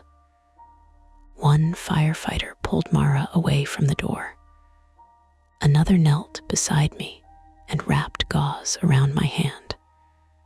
The basement fire took 43 minutes to contain. The Subaru was destroyed. The workshop above suffered smoke and water damage. The dry cleaner lost most of its electrical system, several machines, and hundreds of customers' garments. Mr. Alvarez tore a ligament in his knee. Mara fractured her right wrist and cracked 2 ribs from the airbag. I needed 21 stitches across my palm and upper arm, and the impact to my hip left me using a cane for nearly a month.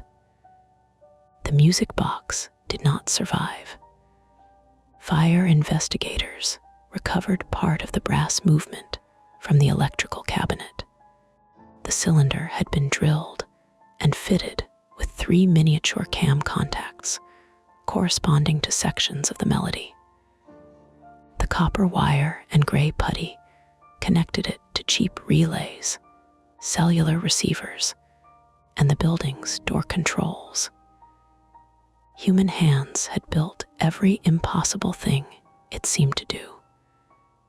The police found the white van that night in a grocery store parking lot in Pawtucket. It had been stolen 2 days earlier. Inside were rolls of clear tape, black markers, copied samples of my handwriting, photographs of my apartment building, and a printed floor plan of the dry cleaner's basement. Dana was not found. Neither was Mr. Larkin. The phone number stopped working. The person at Mrs. Kelleher's niece's house left before police arrived, abandoning one of my cream business envelopes on the porch. Inside was the old brass screw from the music box. Screw B, the one with green oxidation beneath its rim. Etched along the shaft, too small to see without magnification, were 6 digits. A storage unit number. Police located the facility in Cranston before midnight. Inside the unit, they found equipment, estate sale signs, legal pads, audio transmitters, lock tools, electronic modules, and photographs of at least 9 other people. 3 names had been crossed out. Mine had not. The unit had been rented under Arthur Bell's name 6 weeks after he died.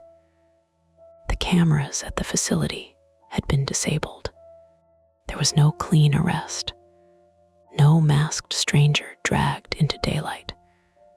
No explanation offered across an interrogation table.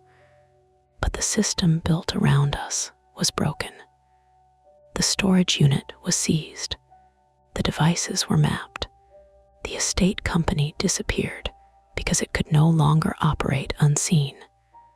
Police linked several burglaries and intimidation complaints to the materials found there. For that night, the threat ended in the basement.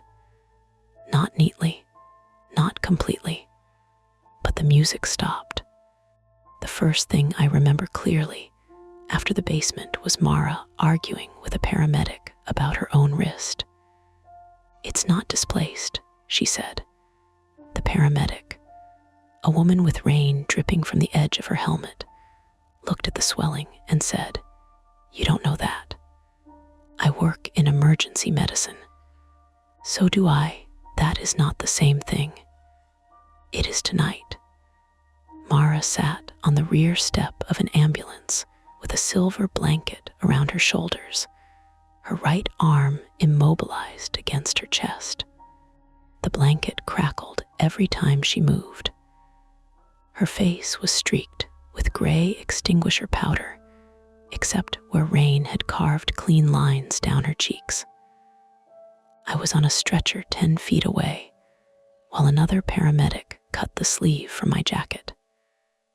The scissors passed through the fabric with a slow, grinding sound. My hand had been wrapped so tightly that my fingers looked pale and separate from the rest of me. Blood had soaked through the first layer of gauze, but was no longer dripping. Luis Alvarez refused the second ambulance until a firefighter told him that trying to stand on his injured knee would probably make the damage worse. He responded in Spanish, rapidly, and with enough force that even I understood the general meaning. The dry cleaner continued to smoke behind him. Firefighters moved in and out through the front entrance. Water ran from the doorway across the sidewalk, carrying black grit, scraps of insulation, and several white plastic garment tags. Shirts and dresses hung behind the windows under their clear bags, untouched, but already ruined by smoke. Mr. Alvarez watched them as if each garment belonged to a person he had personally disappointed. "You saved me," he said when they rolled his stretcher near mine. His voice had gone flat from exhaustion. "You moved," I said. "You yelled." Mara yelled. He looked toward her ambulance. "Then she saved me." Mara heard him. "I accept checks," she called. Nobody laughed very much, but the attempt mattered. At Rhode Island Hospital, the 3 of us were separated. That was harder than I expected. For the previous 2 hours, every decision had involved another person's breathing, another body in reach, another voice telling me to move or stop. Then a curtain closed around my bed, and I was alone under fluorescent lights while a resident injected anesthetic into my palm. The needle hurt more than the cut had. Once the numbness spread, My hand no longer felt like part of me. The resident cleaned glass dust and gray powder from the wound, using a stream of saline that ran pink into a basin. 21 stitches total, she said after working on my palm and upper arm. You got lucky with the tendons. That word again, lucky. The police used it. The firefighters used it. A nurse used it when she saw the report from the basement. We were lucky the fuel line had not ruptured. Lucky the loading door had opened as far as it did. Lucky the electrical arc threw me away from the panel instead of into it. Lucky the fire spread through the car interior before reaching the chemical racks. Every use of the word turned survival into a coin toss we had somehow won. Mara was discharged before me. She appeared beside my bed shortly after midnight, wearing a temporary wrist splint and an oversized hospital sweatshirt someone had found for her. Her right arm was strapped across her ribs. She had a shallow cut near her eyebrow and moved carefully, keeping her torso stiff. 2 cracked ribs, she said. I heard. You weren't supposed to hear medical privacy. You shouted it at the X-ray technician. He was asking me to twist. She lowered herself into the visitor chair and closed her eyes. For several minutes, neither of us spoke. Around us, the emergency department carried on with no respect for what had happened. A child cried behind one curtain. A monitor alarmed in the next bay until someone silenced it. An intoxicated man argued that the year printed on his driver's license was incorrect. Mara opened her eyes and looked at my bandaged hand. You used a dry chemical extinguisher on an energized electrical panel. Yes, that was incredibly stupid. Yes, it could have killed you. I know. You did not know. That is why you did it. I watched the curtain move as someone passed outside. Zong was controlling the relays. I know. I had to stop it. You had to do something. Those are not the same sentence. Her voice was calm. That made it worse. I'm sorry, I said. For what? For dragging you into it. Mara's expression tightened. You did not drag me. The note named you. The note does not make decisions. I called you, and I came. If I had taken the box to the police immediately, they would have logged it as suspicious property and told you to stop taking it apart. Whoever was watching would have changed plans. If I had left it at the estate sale, they already knew your name. You don't know that. No, she said. Neither do you. That stopped me. She shifted in the chair and winced. You don't get to build a cleaner version of tonight where one perfect decision saves everyone, she said. That is the same thing you do at the bench. You keep going backward until you find the exact second when everything could have stayed under control. The resident entered before I could answer. She handed me discharge papers, antibiotics, instructions for wound care, and a referral for follow-up imaging on my hip if the pain worsened. She warned me not to use my right hand for anything requiring grip strength. I looked at the pages. My name was printed at the top in clean black type. Below it, the signature line waited. The nurse offered me a pen. I held it in my left hand. The signature looked nothing like mine. For the next 2 nights, Mara and I stayed at her townhouse in Pawtucket. One of her roommates, Jenna Cole, 29, female, worked night shifts in pediatric respiratory care and treated both of us with the blunt patience of someone accustomed to sick children and stubborn adults. She set alarms for our medication, taped a schedule to the refrigerator, and removed every glass from the upper cabinets so Mara would not try to reach with her injured wrist. "You're both terrible patients," she said. "We're not patients," Mara replied. Jenna looked at her splint. "You're wearing a hospital-issued wrist immobilizer in my kitchen. Temporary equipment. You're a patient." I slept on the downstairs couch because the stairs aggravated my hip. Mara took the recliner beside the window because lying flat hurt her ribs. Neither of us slept much. The first night, the ice maker dumped a tray at 3:14 a.m. Mara sat upright so fast she gasped. I reached for a screwdriver that was not there. We stayed awake until sunrise. The second night, a delivery driver walked up the wrong path and tried Jenna's front door before checking his phone. We watched him through the curtains without moving. He backed away, crossed to the neighboring townhouse, and left a paper bag on their porch. Ordinary, completely ordinary. Mara still checked the locks twice. Detective Alina Ruiz came to speak with us on Monday afternoon. Alina Ruiz was 46, female, and had worked property crimes and fraud investigations for the Providence Police Department long enough to distrust dramatic explanations, even when the evidence was dramatic.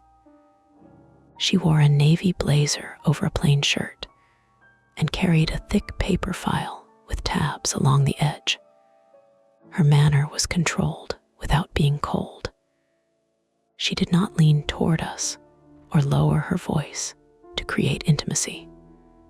She asked direct questions and waited through uncomfortable silences.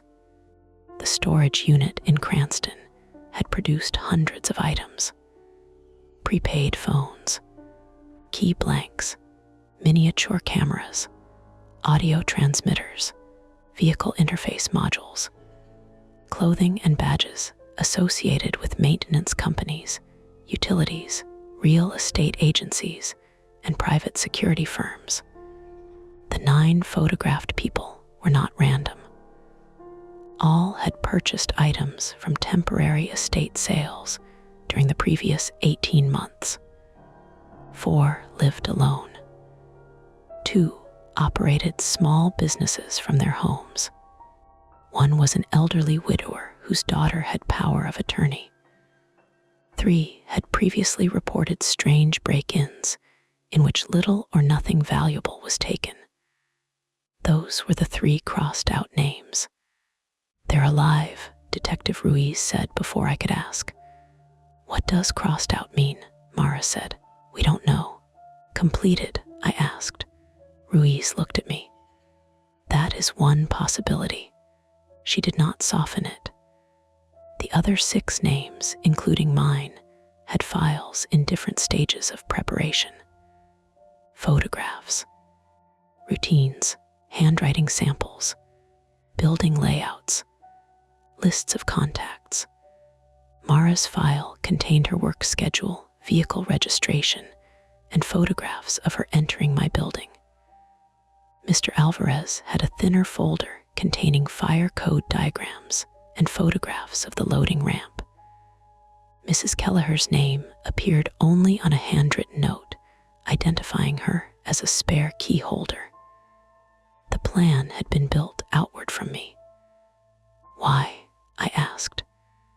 Detective Ruiz opened the file and removed a photograph. It showed the front window of my repair shop, taken from across the street.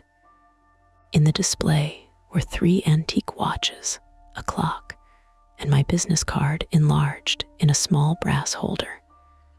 My handwriting appeared on a repair tag beside one of the watches. "Your work makes you useful," Ruiz said. "You handle valuable small objects. You document repairs. You have clients who trust you with items that can be resold privately. So it was theft. Possibly. That basement was not theft, Mara said. No, Ruiz agreed. It may have become retaliation after Mr. Mercer noticed too much. I looked at my bandaged hand. What was supposed to happen? We can't reconstruct intent confidently. The devices suggest they were testing access, response times, police procedure, and your reactions to instructions. Testing me for what? We don't know. Mara leaned forward and immediately pressed her ribs.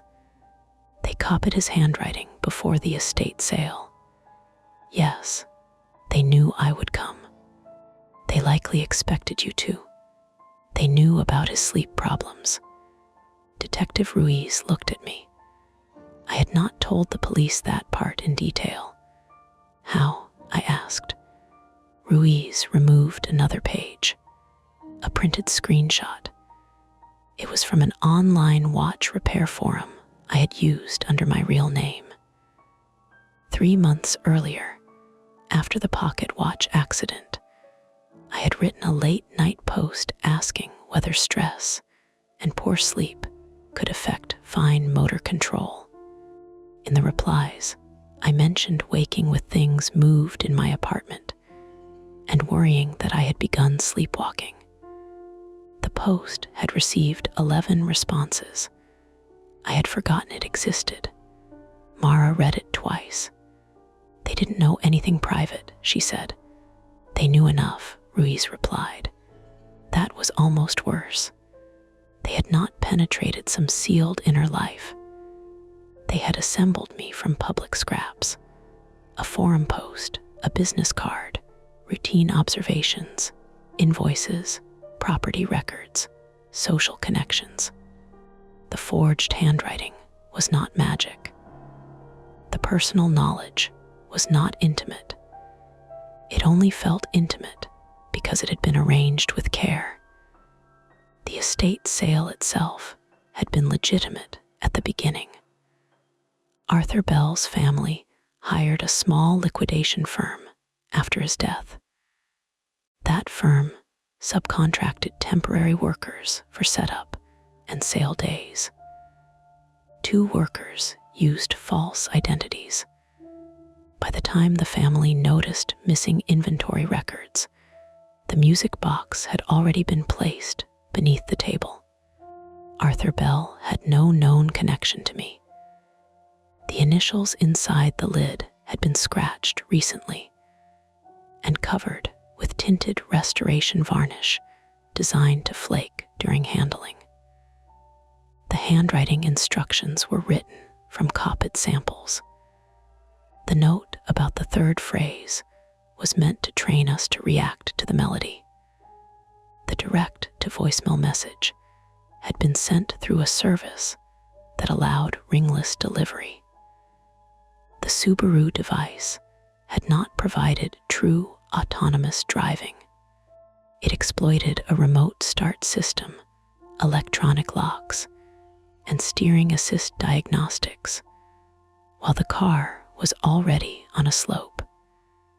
The dramatic corrections we saw were small inputs amplified by gravity, panic, and the narrow ramp. The facts stripped away the impossible parts one by one. None of that made them less frightening. Detective Ruiz closed the folder. We recovered partial fingerprints and several DNA samples, she said. Most may belong to legitimate estate workers, storage employees, or previous occupants of the van. We're comparing them. Do you have suspects? I asked. Persons of interest. Dana, no employee or contractor used that legal name. Mr. Larkin, also false. Will you find them? Ruiz did not give us the answer people give on television. We may, she said. Mr. Alvarez's insurance covered part of the building damage and almost none of the lost business. The dry cleaner remained closed for 7 weeks. Customers were sympathetic until they needed wedding clothes, military uniforms, or winter coats trapped behind an insurance investigation. Then sympathy became phone calls, complaints, and threats of lawsuits. I gave Mr. Alvarez the full payout for my renter's policy. It was not enough. He accepted it after refusing twice. "You did not start the fire," he said. "My box did. A box does not do anything." I thought about correcting him. Instead, I said, "Take it." My apartment was declared safe to enter after 10 days, though not safe to live in. The kitchen flooring had to be removed. The workshop ceiling sagged from water used above and below. Smoke left a greasy film on every metal surface. I returned with gloves, masks, and Jenna carrying plastic bins. Mara stayed near the doorway. She had stopped entering rooms first. None of us mentioned it. The bench was warped along one edge, but several tools survived in the closed drawers. My loop, fine tweezers, screwdrivers, the brass tray where I had placed the 4 base screws. 3 empty spaces remained. The evidence team had taken the screws. On the wall behind the bench, the rectangle where the transmitter had been mounted was cleaner than the surrounding paint. I stood looking at it until Mara said, "Evan, I'm coming." We packed what could be saved. I did not reopen the repair shop. Not immediately. For 2 months, I answered customers by email and returned unfinished work through insured delivery. My right hand healed, but sensation remained uneven across the base of my thumb. Some days the skin felt numb. Other days, a light touch produced a sharp electrical sting. When I finally sat at a bench again, it was in a rented room inside another jeweler's shop. There were windows on 2 walls. The owner worked 10 feet away. I began with battery replacements, then band adjustments, then a simple cleaning. I photographed each step once, not 3 times. Mara returned to the emergency department after 8 weeks. Her wrist healed without surgery, but her grip remained weak and her ribs hurt when she laughed or coughed. She stopped taking overtime night shifts for a while. She also stopped mocking antiques. That loss bothered me more than I expected. The police investigation remained open. 2 men were arrested in Massachusetts for unrelated burglary charges, using equipment similar to some of what was found in the storage unit. Detective Ruiz would not say whether they were connected. The temporary estate sale network disappeared. No new cases matching the same pattern were reported in Rhode Island for 6 months. The 9 target files were returned to evidence storage. My name stayed uncrossed. In November, I moved to a 2nd-floor apartment in Cranston with no commercial tenant below and no shared basement. The new place was ordinary, beige carpet, electric baseboard heat, a dishwasher that rattled during the rinse cycle. The hallway smelled of someone's cinnamon air freshener, and on Fridays, fried fish. I installed a better camera at the door, then a second one facing the parking lot. For the first week, I checked both feeds every hour. By December, I checked only before bed. That counted as improvement. On a Sunday afternoon, Mara came over with coffee and helped me hang a framed print above the couch. The print showed a harbor in winter, gray water beneath a pale sky. "It's crooked," she said. "It is not." The left side is higher. I took out the level. She watched me place it along the frame. The bubble sat almost perfectly between the lines. Barely, I said. Still crooked. I adjusted it. Mara smiled. It was the first time she had teased me about checking something since the fire. We drank coffee from paper cups and listened to the heat click inside the baseboards. Nothing happened. No warning, no melody, no message written in my hand. When Mara left, I locked the door once. Then I stood with my hand on the deadbolt. I did not turn it again. That night at 2:06 a.m., my camera sent a motion alert. I woke immediately. The hallway feed showed an empty corridor, beige walls, closed doors, the elevator indicator glowing red at the far end. No person. I watched the clip twice. On the third viewing, I noticed a small padded envelope resting against my door. It had not been there when Mara left. I called the police. An officer arrived 40 minutes later and examined the hallway before allowing me to open the door. The envelope contained one object, a brass screw, dark with age, green oxidation beneath the rim. Not screw B that remained in police evidence. This one was smaller. Along its shaft, visible only under magnification, someone had etched a single mark, not a number, a short horizontal line. The officer bagged it. Detective Ruiz later said it might be unrelated. Old screws were not rare. The envelope carried no usable prints. The building camera covering the elevator had been offline for maintenance between 1:40 and 2:20 that morning. No other camera showed a visitor entering. There were explanations. A tenant could have brought it in. Someone could have used the stairs beyond the parking camera's angle. The screw might have been delivered to the wrong apartment. The line might have been a manufacturing mark. I accepted each possibility.